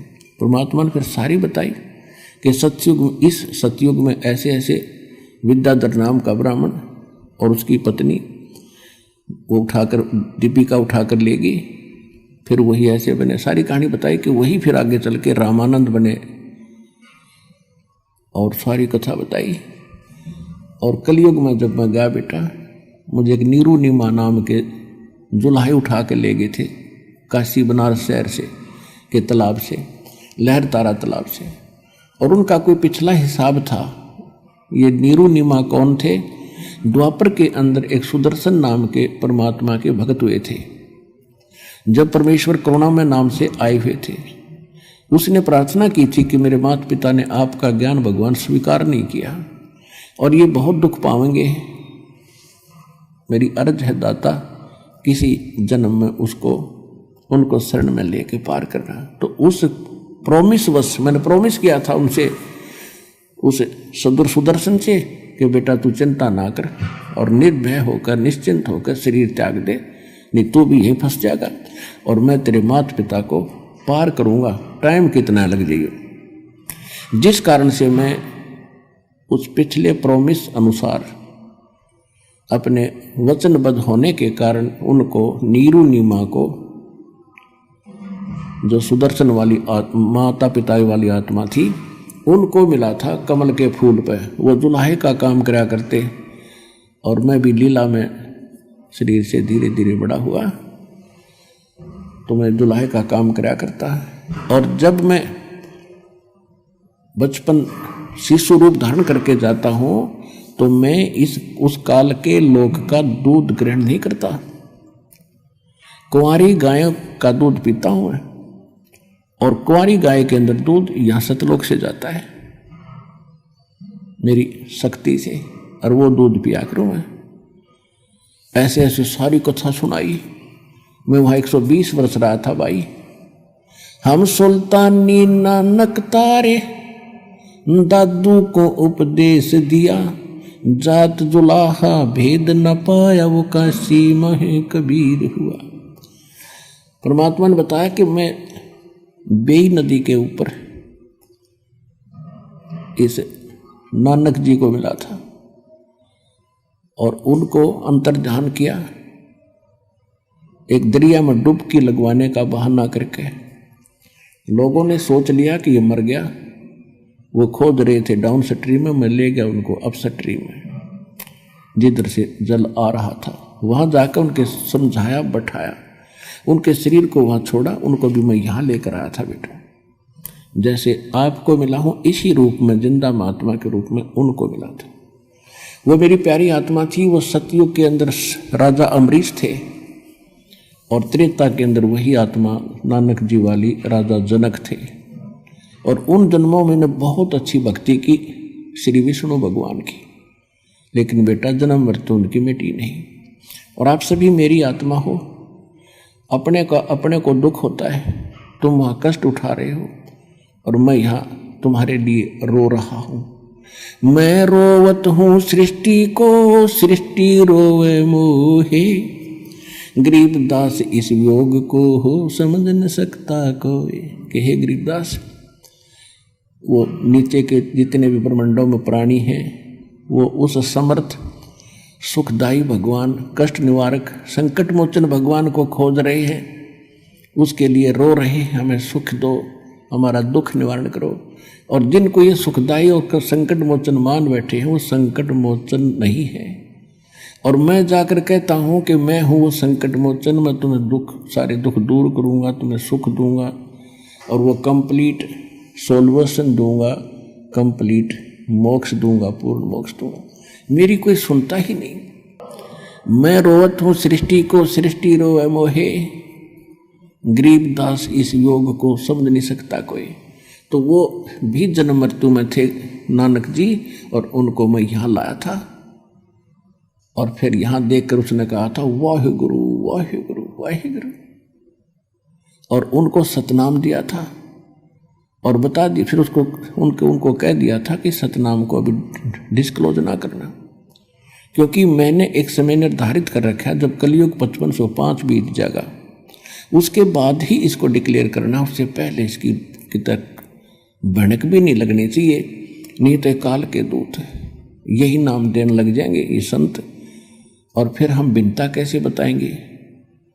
और वो अधिकारी होंगे नहीं, चाहिए मंत्र उनको उनके पास हो भी जाते तो ये अधिकारी थे नहीं, अधिकारी बिना ये काम नहीं कर सकता। तो गरीबदास जी बड़े प्रभावित हुए, कहा बेटा ऐसे ही तू करना, तेरे को मैं सतनाम दूंगा, अब तो प्रथम मंत्र का जाप कर, मैं तुझे मिलता रहूंगा, आता रहूंगा, मैं किसी भी तरीके से तुझे सतनाम भी दूंगा, और इसको बताना नहीं, लिखवा देना इस वाणी में। क्योंकि काल ने जो मैं पहले ज्ञान बोल कर आया था, जब 120 वर्ष तक रहा था धरातल पर, और धर्मदास जी ने लिखा था, तो उस ज्ञान में काल के दूत ये चले हुए हैं पंथ, इन्होंने कुछ गड़बड़ कर दी।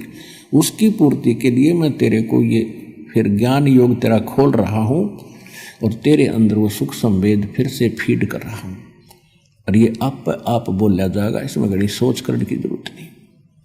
और लिखवा देना इसको, कोई दृढ़ व्यक्ति ढूंढ के लिखवा देना, इसमें लिख देना सारे मंत्र, लेकिन देना नहीं, किसी को सतनाम भी नहीं देना। सार नाम की तो बेनक भी मत लागण थी, नहीं तो सारा काम बिगड़ जाएगा। तो ये दृढ़ भक्त थे, जो कह दिया भगवान ने, फिर सारा संसार एक तरफ, ये एक तरफ थे। फिर कहा उधर से क्या हुआ कि ये चर्चा उधर परमात्मा और आत्मा की चल रही थी, डिस्कशन हो रही थी। पीछे से शाम के 5 बज गए, तो उस समय ग्वालों ने देखा कि वो बच्चा कहाँ है, बाबा जी चला गया कि नहीं। उसको खोजने के लिए 1-2 भक्त भेजा कि जाओ बुला कर लाओ उस गरीब दास को। अब वो बॉडी तो वही रखा था, नौका नु बैठा था। उन ग्वालों ने दूर से आवाज लगाई कि गरीबू, गरीबू कहा करते थे गरीबदास को गांव में, गरीबू आजा भाई, तेरा टाइम आ गया गाय घेरन का।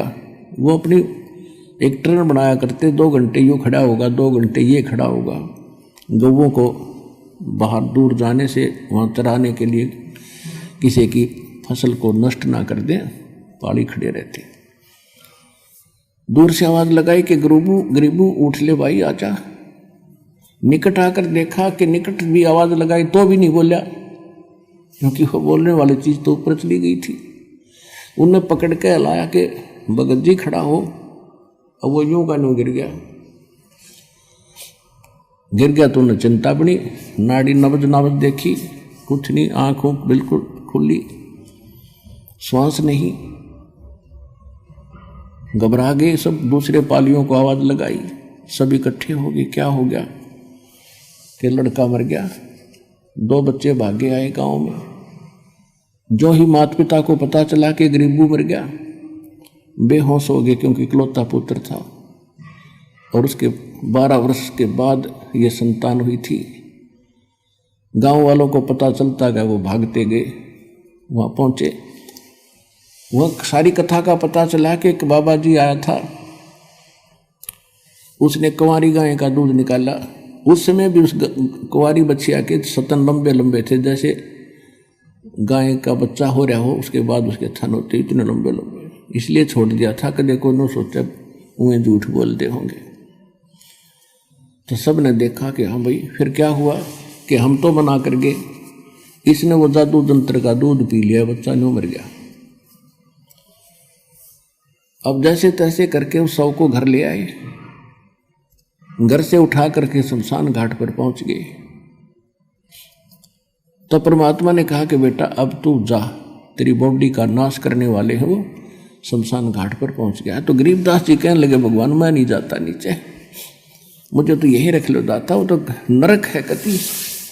ये परमात्मा ये किसी भयंकर लोग है, यहाँ के पता चलता हम कहाँ रह रहे हैं, भेड़ियों के बीच में रह रहे, भेड़ियों के बीच में। आदमी को आदमी मारते, पशु बड़ा पशु छोटे पशु को खाने के लिए दौड़ रहा है, वहाँ सारी फिल्म चल रही है।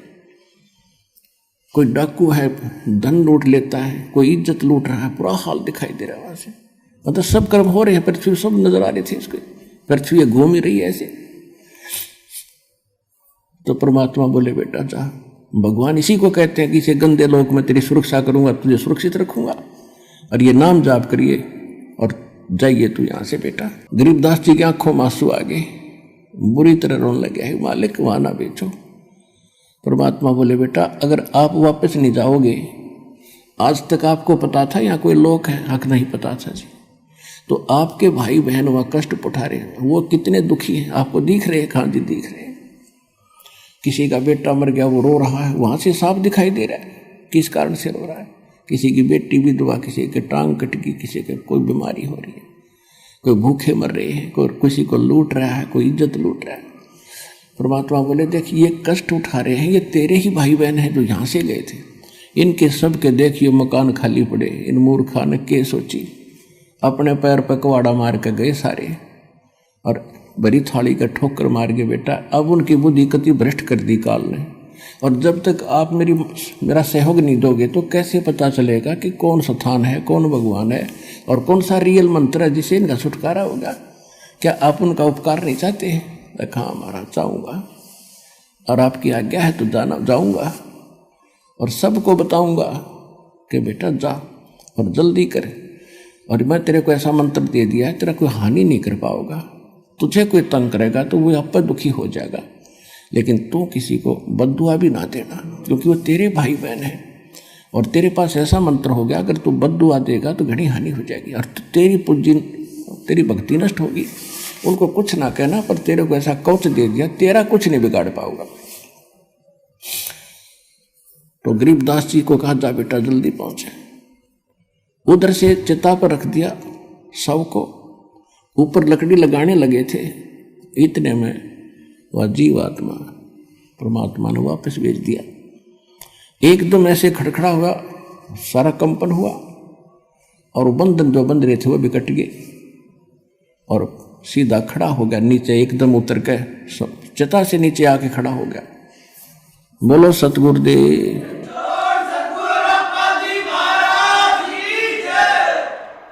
इस काल का ये भी भयंकर जाल है। यदि ये कहीं वही सपना टूट जाता खेत में न्यू का न्यू, तो गरीबदास जी को विचलित कर देते कि सपना देखा तो सो गया बैठा बैठा। जब शमशान घाट पर धरा देखा शरीर, जब उसका पेट उसको देखा, उसको जची विकान यकीन हुआ कि स्वप्न नहीं था, ये तो रियल में देख कर आया हूं। और फिर वो वाणी बोलने लग गया जो आज हमारे काम आई है, जिसके आधार से दास ने आपको आपकी आत्मा जगाई है और उसका मेल सब सदग्रंथों से करके आपके प्रमाणित किया है कि जो भगवान ने 600 वर्ष बोला था और गरीबदास जी ने जो कहा था, आज हमारे सदग्रंथ भी उसको समर्थन दे रहे हैं। अब गरीबदास जी के अंदर वो जो वाणी फीड कर दी थी परमात्मा ने, अब उन्हीं चौपाइयों को बोलना शुरू कर दिया। जिससे भी बात कोई उससे पूछता है तो ये वाणी बोलने लग जाता है। कहाँ गए थे? अजब नगर में ले गए हमको सतगुरु आने, जल के ब्रह्म अगाध गति वहां सूते चादर ताने। पर पटन व परलोक है जा अदली सतगुरु सारे, वो भक्ति हेत उतरे भई पाया हम दीदार। अलल पंख अनुरागे है सुन मंडल ने थीरे, दास गरीब उधारिया मोए सतगुरु मिले कबीर। तो गरीबदास जी जिससे भी बात करते थे, कोई प्रश्न करता था, कहा क्या हुआ तेरे साथ, कैसे वापस आया, तो वाणी में बोलते थे, वो वर्बली नहीं बताते थे। हम सुल्तानी नानक तारे दादू को उपदेश दिया, जात जुलाहा भेद न पाया वो काशी महे कबीर हुआ। अनंत कोट ब्रह्मांड का एक रति नहीं भारे, सतगुरु पुरुष कबीर हैं ये कुल के सिरदनहारे। फिर उनको उपदेश दिया करते थे, भजन कर राम दुहाई रे, भजन कर राम दुहाई रे। जन्म अनमोल तुझे मिला ये, नर देही पाई रे। इस देही को देवालोचे, सुर नर मुनि बाई रे। भजन कर राम दुहाई रे, भजन कर राम दुहाई रे। परमात्मा से प्राप्त ज्ञान को जनता में सुनाने लगे, लेकिन कोई ना सुने। अब वह ज्ञान उसका समझ में आवे नहीं, बोले वाले ग्रामीणों के। वो कहने लगे इसका बिरड़वा फूट गई, बंड है यो, बिरड़ावा है, पागल हो गया, जंतर मंत्र के दूध न पी के। तो वो बात करें और वो सुनावे अमृत ज्ञान, तो बालकों के समझ में कैसे आवे वो PhD की बातें, और वो पहली कक्षा के बच्चे भी को नहीं बकती। तो सभी के सभी उनको पागल कहने लगे, मेंटल, बावलिया कहने लगे, बावलिया। माता पिता को सब्र हुआ कि जैसा भी पागल है, मेंटल है, हमारी आत्मा संतुष्ट है कि हमारा बेटा जीवित हो गया। नगर निवासी भी खुश हुए क्योंकि एक बहुत बड़े रईस का दोता था, बहुत बड़े साहूकार जमींदार किसान का, जाट जाति में जन्मे थे गरीबदास जी। तो कहने का भाव यह है कि ऐसे 3 वर्ष बीत गए। 3 वर्ष के तक यही स्थिति रही। सब परमात्मा की वाणी सबको सुनाना चाहते थे, लेकिन कोई समझ नहीं पाता था, उसके पास भी नहीं बैठते थे, उसको पागल कहा करते। वो आ गया, उनकी माता का नाम रानी था कि रानी का पागल बावड़ा आ गया, रानी का बावड़ा आ गया। जैसे तैसे 3 वर्ष निकले। एक दादू पंथ के दादू जी को भी परमात्मा मिले थे, परमेश्वर कबीर जी जिंदा बाबा के रूप में। ऐसे ही अपने आत्माओं कई समस्याएं हैं। जैसे एक भक्त बता रहा था कि मैं आपके ज्ञान को सुनकर मैं दादू पंथ का एक हमारे गांव के अंदर आश्रम है, वहां गया। हम पहले उन दादू को जी को नहीं मानते थे। जैसे गांव में अपनी अपनी अलग अलग मान्यताएं होती हैं, और उसके बारे में विशेष ज्ञान मुझे था नहीं। फिर मैं इसलिए गया कि उनसे भी जानूं कि वास्तविकता क्या है, उनको तो सही पता होगा। तो वो दादू जी का जो पंथी वर्तमान में उस गद्दी पर विराजमान है संत, उससे मैंने बात की कि दादू साहिब जी की कुछ जीवनी पर विचार डाले। तो उसने कोई अटपट कथा बताई कि दादू जी कमल के फूल पर मिले थे और वहां से उसके माता पिता उठा लाए थे, उनको कोई संतान नहीं थी, ऐसे ऐसे बताया। फिर मैंने उनसे पूछा कि क्या उनको कबीर साहब मिले थे कि नहीं, ये किसी ने बता दिया आपको, कोई कबीर साहब नहीं मिले थे। उनको तो एक बूढ़ा बाबा मिला था, बूढ़ा बाबा मिला था। अब दादू साहब का जो ओरिजिनल ग्रंथ है उसमें जो दास साहब को वाणी सुनाता है कबीर साहब की महिमा की, वो वाणी विद्यमान है। इन्होंने क्या किया, वर्तमान के अब 150 वर्ष के बाद ये पढ़े लिखे से हुए, इन्होंने वो वाणी निकाल दी, शेष रख ली। तो वो कहने लगे कि ना ऐसा कुछ नहीं है, ये वाणी इसमें नहीं है जो आप बता रहे हो। अब वो भ्रमित हो गया, उसने फिर बता दिया ऐसे ऐसे मैं वहां गया था और ऐसे, उन्होंने तो कुछ और ही कहानी बताई। तो मैंने कहा कि आप मुझ पर विश्वास करते हो या नहीं? आप पर तो पूरा विश्वास करते हैं, फिर आपने वहां जाने की जरूरत क्या पड़ेगी?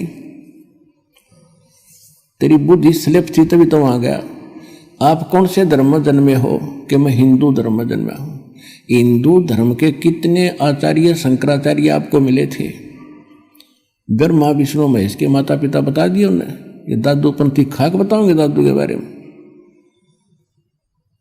सिर घूम गया उसका, हाँ जी गलती होगी हमारे में। तो ऐसे ही वो हैं जिसे आपके आचार्य थे। ये भगवान ने बताई है कि हम मिले थे दादू साहब को, और गरीबदास जी ने बताई है।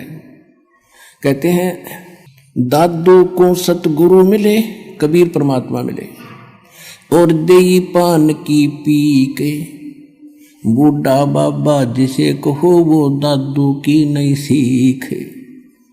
ये दादू जी ने बताया था कि मुझे बूढ़ा बाबा मिला था, वो तो कहते मुझे कबीर मिले थे, और वो काशी वाले कबीर, धानक थे, वो कबीर मिले थे। ये दादू की शिक्षा नहीं है तो ये बनावटी बातें बनाए बैठे हैं। तो कहने का भाव ये है कि पुण्यात्माओं, अब विश्वास करो 101% इस दास के ऊपर जो बोल रहा है, प्रत्येक प्रमाण दिखाएगा। तो इन भ्रमित लोगों के पास मत जाया करो, आपको ये तो बेगाट रहे आज तक सच्चाई को काल के दूत हैं जो किसी गद्दी पे बैठे हो, कोई भी ज्ञान नहीं किसी के पास। और दादू जी को परमात्मा, गरीबदास जी को भगवान ने बताया, हम सुल्तानी नानक तारे दादू को इस दिया, जात जुलाहा वेद न पाया वो काशी महे कबीर हुआ। गरीबदास जी खुद कह रहे हैं कि मुझे इब्राहिम सुल्तान अधम, नानक और दादू जी को, नानक जी को, हम सबको पार किया। कौन कबीर? जो काशी में धानक रूप में रहा करता। नानक साहब जी कहते हैं, फाई सूरत मुल्क की वेश, ए ठगवाड़ा ठगी देश, खरासियाना भोता वारी, धानक रूप रहा करता। दादू साहब कहते हैं, जिन मुझको निज नाम दिया सोए सतगुर हमार, दादू दूसरा कोई नहीं, वो कबीर शरदनहार। अब कुछ दिनों के बाद क्या हुआ, एक दादू पंथ से संबंधित एक गोपाल दास नाम के एक बनिए थे सेठ लाला जी, कुछ शिक्षा थी उस ग्रहण कर रखी थी उसने, वो लिखना जानते थे। और बच्चों को त्याग कर 65 साल की उम्र में, यानी घर बार बच्चों को संभाल दिया, सियाने हो गए थे, कारोबार उन्हें संभाल लिया, तो वो भ्रमण करते रहते थे। तो वहाँ छुडानी गांव में एक धार्मिक सा व्यक्ति था, वो कभी उधर आते थे तो उसके पास रुक जाया करते थे। वो 2-3 वर्ष के बाद फिर आए, उसके पास रुके, गांव छुडानी के उस भगत के पास। तो उस भगत ने कहा कि महाराज जी, हमारे एक किसान यानी एक जमींदार का देवता है, और उसने सारी कथा बताई कि एक बाबा जी आया था, कोई सेवड़ा था वो, उसने जंतर मंत्र करके गाय का दूध निकाल दिया, कंवारी का। कई पाली थे और उन्होंने तो पिया नहीं, एक छोटे बालक ने अनजान था, नादान था, उसने पी लिया, और वो तो उसी दिन से पागल हो, वो तो मृत्यु को प्राप्त हो गया था। उसके माता पिता बेहाल थे, रो रहे थे, टक्कर मार रहे थे। भगवान ने दया करी, वो जीवित तो हो गया पर मेंटल हो गया। और सुना है कि संतों की विद्या को संत ही काट सकते हैं। आप कुछ दया कर दो तो उनका जीवन सफल हो जा, नहीं तो सारा दिन वो बोलता ही रहता है, पागलों की तरह पागल हो गया। अब उस दादू पंथी गोपाल दास ने कहा कि लाओ बुला के, ये झाड़े झूड़े लाने का काम ये सारे सीख ले हैं, 2 रोटी न मिल जाती है। और परमात्मा यही चाहते हैं कि आस्था भगवान की बनी रहे इनके अंदर। कोई किसी तरह कर रहे हैं तो इस समय तक आपको भक्ति को जीवित रखना था। अब ये झाड़ा झूड़ा ला कर अपनी रोटी खा रहे थे, किसी का एक आधे का आराम हो जाता, 100 अगर ना होते, एक का हो गया। जब तक इतने अच्छे आदमी थे, 20 जगह गुण गाया करता, बाबा जी ने ऐसे कर दिया, बाबा जी ने ऐसे कर दिया। और यहाँ लाखों की संख्या में कर दिया, गिनती नहीं हो सकती, इतना सुख दे रखा, बच्चे को सुख दे रखा भगवान ने। और मोक्ष मिलेगा, वो मूल वस्तु तो वो है, तो फ्री में दे रहे हैं आपको। और वो सारे काम में उस पर जोड़ रहे थे, अपना सारा सांग उस पर जोड़ रहे थे, झाड़ा झूड़ा ला दिया, वाह वाह होगी, उन दक्षिणा मिल गई, चल भाई, उनका भी जीवन नाश, और वो छोटी मोटी राहत उसकी अपनी पूंजी से वो दे देते थे। लेकिन प्रारब्ध के क्रम को वो नहीं काट सकते थे। फिर भी उसने जैसा भी पता था वो आ गया। उसने कहा कि उसको बुला के लाओ बच्चे को, और साथ में उसके माता पिता को लाना। तो उसका जो सेवक था वो गया, और उसने कहा, शिवलाल नाम था उस छुडानी वाले भगत का, व्यक्ति का, जो गरीबदास जी के नाना जी थे। उनको लाया, बुला, उनसे कहा कि ऐसे ऐसे हमारे घर एक संत आ रहे हैं, और इस देवते को वो ठीक कर देंगे। कहे है मेरे से बताया उसने कि कोई जंतर मंत्र जानते हैं वह, आप ले चलो इसको। 5-7 और एज्ड व्यक्ति बुजुर्ग से उस बच्चे को लेकर गोपाल दास के पास आ गए। अब गोपाल दास जी ने उनसे पूछा कि बेटा, कौन था जिसने जंतर मंत्र करके गाय का दूध निकाल कर तुझे पिला दिया, तेरा जीवन बर्बाद कर दिया, उसका नाम बता, कौन था? तो गरीबदास जी ने कहा कि उसने बर्बाद नहीं किया बाबा जी, उसने तो मुझे आबाद कर दिया। हम सुल्तानी नानक तारे दादू को उपदेश दिया, जात जुलाहा भेद न पाया वो काशी माहे कबीर हुआ। अजब नगर में ले गए हमको सतगुरु आने, जल के बिंब अगाध गति हम सूते चादर ताने। अनंत कोट ब्रह्मांड का एक रति नहीं भारे, सतगुरु पुरुष कबीर हैं ये कुल के सृजनहार। अब काफी देर तक बोलते रहे वाणी। गोपाल दास का सिर घूम गया कि ये तो गजब की वाणी और ऐसे आत्मा को छू रही है इसकी वाणी। वो वाणियों को समझता था। 65 साल का बाबा जी और खड़ा हो गया, हाथ जोड़ के कहने लगे महाराज यह वाणी लिखवा दो, कलयुग में जीवों का उद्धार करेगी। अब गरीबदास जी चल पड़े। अब उन लोगों ने सोचा जो वहां बैठे थे कि इस लड़के में तो बुरी बला है, तगड़ी बला है, बाबा जी का भी असर हो गया इसके साथ साथ हो लिया। अब गोपाल दास पीछे 65 साल का संत और गरीबदास जी आगे आगे। अब जहां भी गरीबदास मिले उसी समय गोपाल दास से प्रार्थना करे, भाई महाराज लिखवा दो, आप तो भगवान से मिलकर आए हो, ये वाणी लिखवा दो। तब तीसरे दिन उसने स्वीकृति दी कि ऐसे है गोपाल दास जी, अगर पूरी लिखो ना तो लिखवाना शुरू करो, बीच में छोड़ कर जाओ तो कोई फायदा नहीं। गोपाल दास जी ने कहा जी मैं तो बाल बच्चे त्याग के और परमात्मा के लिए निकला हूं, कोई काम नहीं, आप बोलते रहो मैं लिखता रहूं। तो गरीबदास जी का एक बेरी का बाग था, बड़ बेरी का, और उसमें एक जंडी का पेड़ था, बहुत गहन छाया थी। वहां गरीबदास जी बैठ जाते थे, गोपाल दास बैठ जाता था। गरीबदास जी बोला करते थे, वो लिखा करते थे, यानी 80-90% वाणी वहां बैठकर लिखी गई। फिर भी कहीं कहाँ बोली गई वो बाद में अन्य सेवक हो गए थे, उनने लिखनी शुरू की। तो उस सब का संग्रह आज हमारे पास ये ग्रंथ साहिब के रूप में उपलब्ध है, जिसका हम पाठ करते हैं। दोनों तरफ आप देख रहे हो वाणी का पाठ चलता है।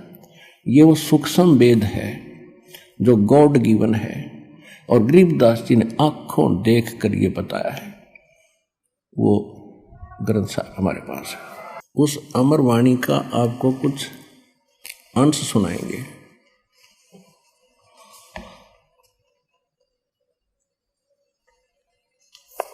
कस्तूरी नाम कबीर है ये बिन छेड़े मैं कंत, आद अंत की कहत हूँ पटतर कोई न संत। कहते नैनो मद निरखत रहे वो अवगत नाम कबीर, बेड़ा पार लगाए हूँ सुरत सरोवर तीर। अब क्या बताते हैं गरीबदास जी, कहते नैनो मद निरखत रहे ये अवगत नाम कबीर, बेड़ा पार लगाए हूँ सुरत सरोवर तीर। गरीब दो नैनो बिच कमल है ये उज्जवल हिरंबर धाम, शेष सहस पुन रटत है जिन्होंने पाया वो राम। अब कबीर साहब कहते हैं कि ने बताई कि जिस राम राम को तुम जपते हो, तुम तो एक जिह्वा से जपते हो, और शेष नाग के 2 जीभ हैं, और उस एक फन में उसके 1000 मुंह हैं, फन हैं। वो तो एक बार में कितने राम यानी 2000 राम एक कब बोल रहे हैं, और उसने नहीं पा लिया इन मंत्रों से वो स्थान जो मैं देख कर आया हूं। क्या बताते हैं, अब क्या बता रहे हैं कि 2 नैनो बिच कमल है, आगे कमल जिसको त्रिकुटी कमल कहते हैं, 2 नैनो बिच कमल है वो उजल हिरंबर धाम, शेष सहस पुन रटत है जिन्होंने पाया वो राम। सहस 88 ना गए ये 2400 पर चौके, 3300 पर तलब है ये, कोई बकरा कोई भूखे। कहते उस स्थान पर यानी पूर्ण मोक्ष प्राप्ति का मार्ग ना 88,000 ऋषियों को प्राप्त हुआ और ना 33 करोड़ इन देवताओं को प्राप्त हुआ, और न ही ये 24 अवतार आप मानते हो इनको प्राप्त हुआ।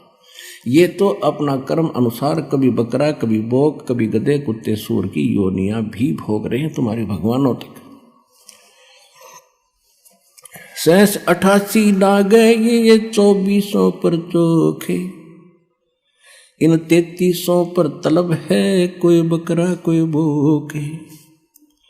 88 5 में भाई 2500 को पूछे, ये तो अस्थिर है नहीं कबे मुकाम कबे कूच।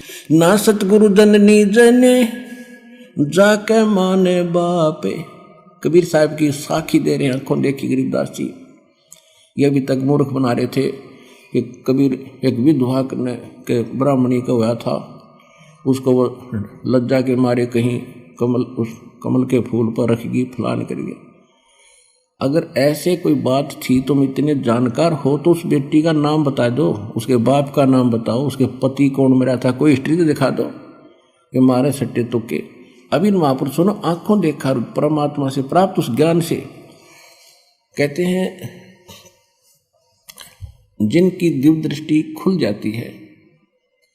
अब दिव्य दृष्टि क्या होती है? एक दूरदर्शी दूरबीन समझो, सूक्ष्मदर्शी दूरदर्शी, ये दोनों काम करती है। तो इसमें बहुत अंतर होता है। जैसे एक की रेंज तो होती है 100 फुट देख सके, एक की हम लोग 1000 फुट देख ले, एक देख ले नक्षत्रों को। तो ऐसे ही अन्य संतों जैसे व्यास जी को भी दिव्य दृष्टि थी, छोटी थी, उसने संजय को दी थी महाभारत के टाइम, उसको दे दी तो वो सिर्फ कुरुक्षेत्र तक का देख सका था, उससे आगे नहीं।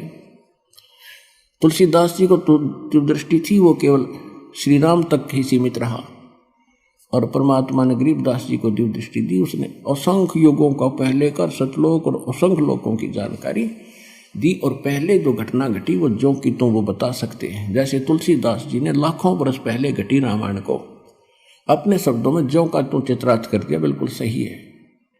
लेकिन वो सचखंड सतलोक के बारे में नहीं जान सका, उसकी वह दिव्य दृष्टि की रेंज बहुत कम थी।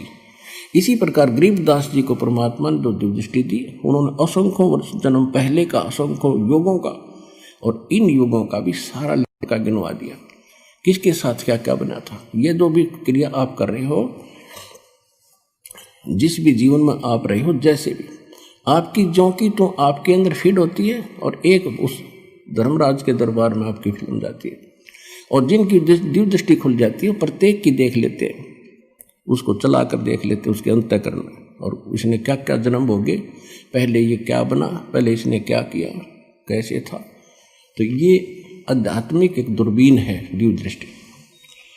तो गरीबदास उस आधार से कह रहे हैं कि ना सतगुरु जननी जने जिनके माने बापे, और पिंड ब्रह्मांड से रहित है जाना तीनों ताप। वो तो वहाँ से स्थान पर रहते हैं जहाँ पर ये कोई कष्ट नहीं है, और परमात्मा की कोई माता पिता नहीं थी।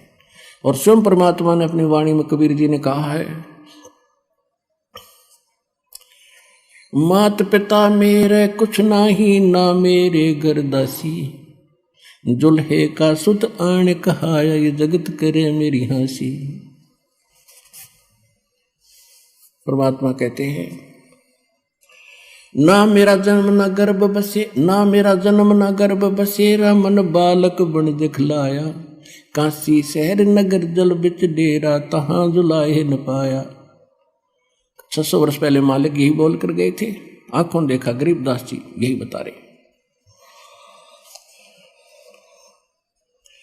शब्द संदेशा कहते हूं भिन्न भिन्न भेद विचारे, इसको माया जाड़ियों ये 9 अवतार, कृष्ण कन्हैया राम को ये जीव कहें अवतारे, हिरणाकुश नरसिंह है ये सब माया विस्तार, वो तो अचल अनूप है नूरी दे शरीरे, ये करता हो उतरे ये माया के रघुबीरे।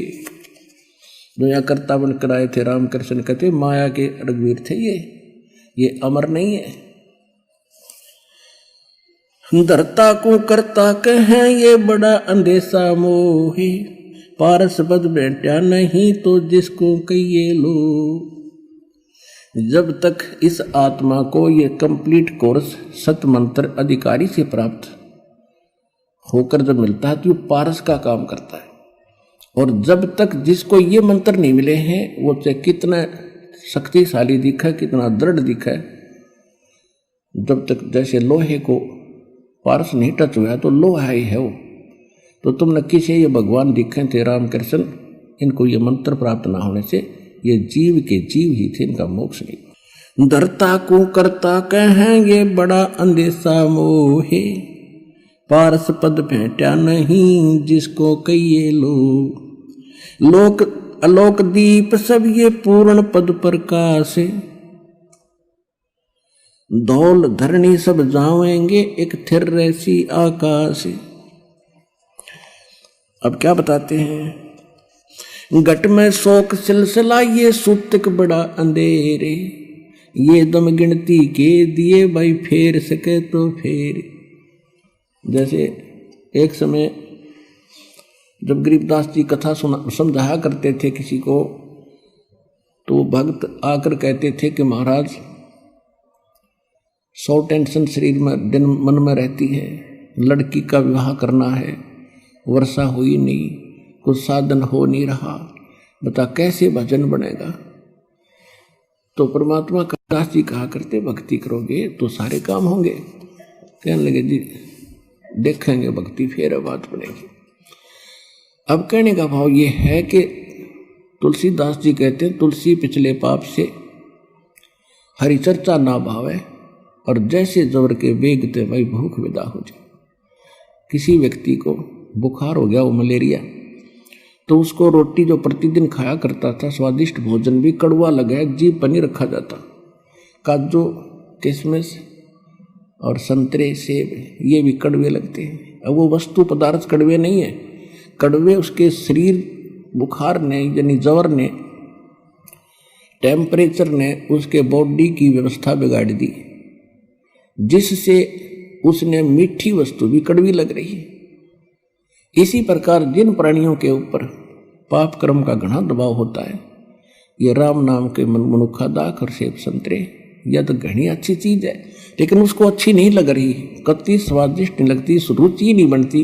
रागनी सुन लेगा, गाने सुन लेगा, कि तो नाच देख लेगा, कूदा उछल कर लेगा, राम नाम की कह देने फिर देखूंगा। तो उसका कारण यह है कि उसके पाप कर्मों ने इतना डिस्टर्ब कर रखा है उसकी आत्मा को कि उसको अच्छा ही नहीं लगता। ऐसी कड़वी लगती है परमात्मा की वाणी जैसे उस रोगी को लगती है। उसका ट्रीटमेंट क्या है, कुनीन खानी पड़ेगी, कड़वी कड़वी फांकी मारनी पड़ेगी, ना चाहते भी खानी पड़ेगी।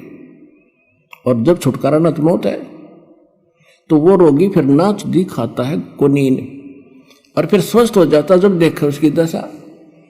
ऐसी भूख लगती है उसको कि सूखी रोटी हो ना, सब्जी ना हो घर पर, घर वाले के सब्जी बन जाए 10 मिनट डट जाए ना, सूखी दे दे। अब लगी भूख जबकि, और जब सब कुछ स्वादिष्ट बना के दे रहे थे वो भी नहीं सुहा रहा था। तो इस प्रकार कहते हैं कि जिस व्यक्ति को परमात्मा समझाने की, गरीबदास जी समझाने की चेष्टा किया करते थे, तो वो यूं कहा करता जी बहुत काम है, फलाना काम है, ये करना है, वो करना है। अब कैसे कोई टेंशन हो जाती है, मंत्र भी ले लेते थे, भजन नहीं कर पाते थे, ये बहाने बनाते थे। अब जैसे एक समय एक दरोगा जी SHO पुराने समय में घोड़ी पे बैठकर किसी दूसरे गांव में जा रहा था किसी कामवश। जून का महीना, हरियाणा क्षेत्र, उसमें रहट होते थे, कुआं बैलों से चलते थे, और एक पुली का बाल्टी बांध जोड़ दिया करते सैकड़ों, वो नीचे से कुएं से जल जाती थी और बाल्टी बाहर आकर के और नाली में वो खाली होती थी, खाली नीचे चली जाती, उसको रहट बोला करते।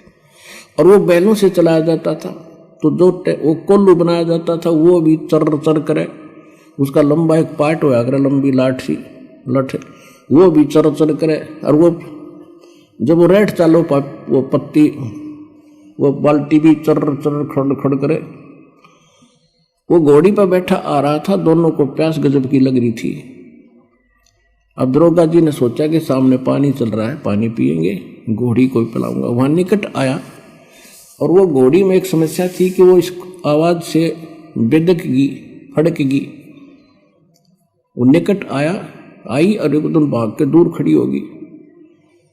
तो दरोगा जी ने कहा कि किसान ये चोंचों को बंद कर दे भाई, मेरी घोड़ी डर रहा है। उसने वह बैल रोक दिए, वह चूचू बंद होगी। जब तक वो घोड़ी लेकर निकट आए इतना पानी चला गया खेत में, वह खाली नाली थी, रेतीला जमीन थी और साथ पीगी। तो दरोगा ने कहा भी पानी निकाल। उसने फिर शुरू कर दिया और वो सारा चुर चुर हुई, घोड़ी फिर भागी। उसने कहा रे इस चोंचो ना बंद कर। वो फिर रोक दिए बैल, निकट आया, उसने फिर कहा पानी निकाल, वो फिर चला दिया, फिर भागी। तो किसान बोला दरोगा जी इस चोंचो में पी लो ना तो दोनों मरोगे, इस चोंचो बिना पानी निकले ना तो दोनों मरोगे ना। तो इसने अपनी प्या किसी तरह लठ लुठ मार गए। तो कहने का भाव ये है कि पुण्यात्मा यहाँ गरीबदास जी क्या कह रहे हैं, घट में शोक सिलसिला ये सुतक बड़ा अंधेरे, ये दम गिनती के दिए तू फेर सके तो फेर। कहते तेरे शरीर में ये शोक सिलसिला ही होता, सूतक सा हो रहा है, यानी रोज नया उपजा है कि कोई न कोई समस्या तेरे जी ने यू काल रखेगा। और ये गिनती के सांस है भाई, इस चू चू में कि मैं करा जाता हो तो इससे हम कर ले। गरीब घट में शोक सिलसिला ये सूतक बड़ा अंधेरे, ये दम गिनती के दिए तू फेर सके तो फेर।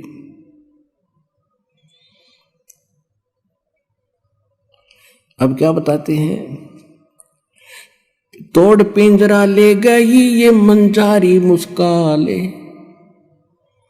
कहते बाका पर्दा महल का कोई न जाने भेवे, और बिन सतगुर क्यों पाई ये वो अटक रहा सुखदेव। तोड़ पिंजरा ले गई ये मंजारी मुस्काले, कृष्ण कन्हैया पर चली वो बाली झिमर की बाले। होय होय। अब क्या समझा रहे हैं कि जैसे भाई ये काल ऐसा जालिम है, जैसे चूहे को बिल्ली पकड़ ले जाती है अचानक, और वो भी मस्त होता है अपने परिवार में, और कहते इस काल ने तुम्हारे भगवान के ऊपर कृष्ण कन्हैया पर चली वो बाली झिमर की भाल। वो तीर मारा उसने, उसकी वो भी नहीं सोच रहा था, राजा था वो कौन सा मरना चाहा था, और उसकी मौत होगी। फिर क्या बताते हैं, बाके पर्दे हम गए भाई सतगुर के उपदेश, शिव ब्रह्मा विष्णु रटत हैं वह पार न पावे शेष। जहां मैं गया हूं वहां पर ना तेरा ब्रह्मा जा सकता, ना विष्णु ना शिव, और ये शेष नाग को भी तुम कहते हो बड़ा वजन करता है। देखो वजन उस सत्य मंत्र का हो तो बात बने। अब जैसे बबूल का बीज बो दिया किक्कर का, और बो दिया आम का, जान के किसी ने मिसगाइड कर दिया, बोला जिसने ना देखा था आम कि ये आम का बीज है, इसको बो, और सेवा की विधि सारी से सही बता दी। ऐसे रक्षा करना, जल डालते रहना, ये अंकुर होगा फिर बड़ा होगा, फल लगेंगे।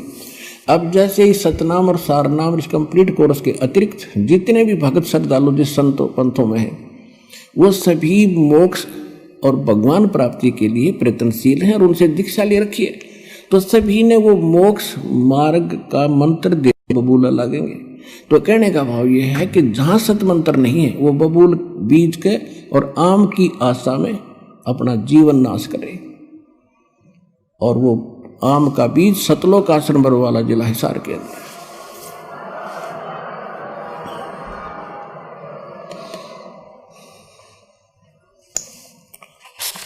अब इसमें बहुत ज़्यादा प्रकरण है, बहुत बड़ा ग्रंथ है, समय आने पर आपको धीरे धीरे सभी सुनाएंगे।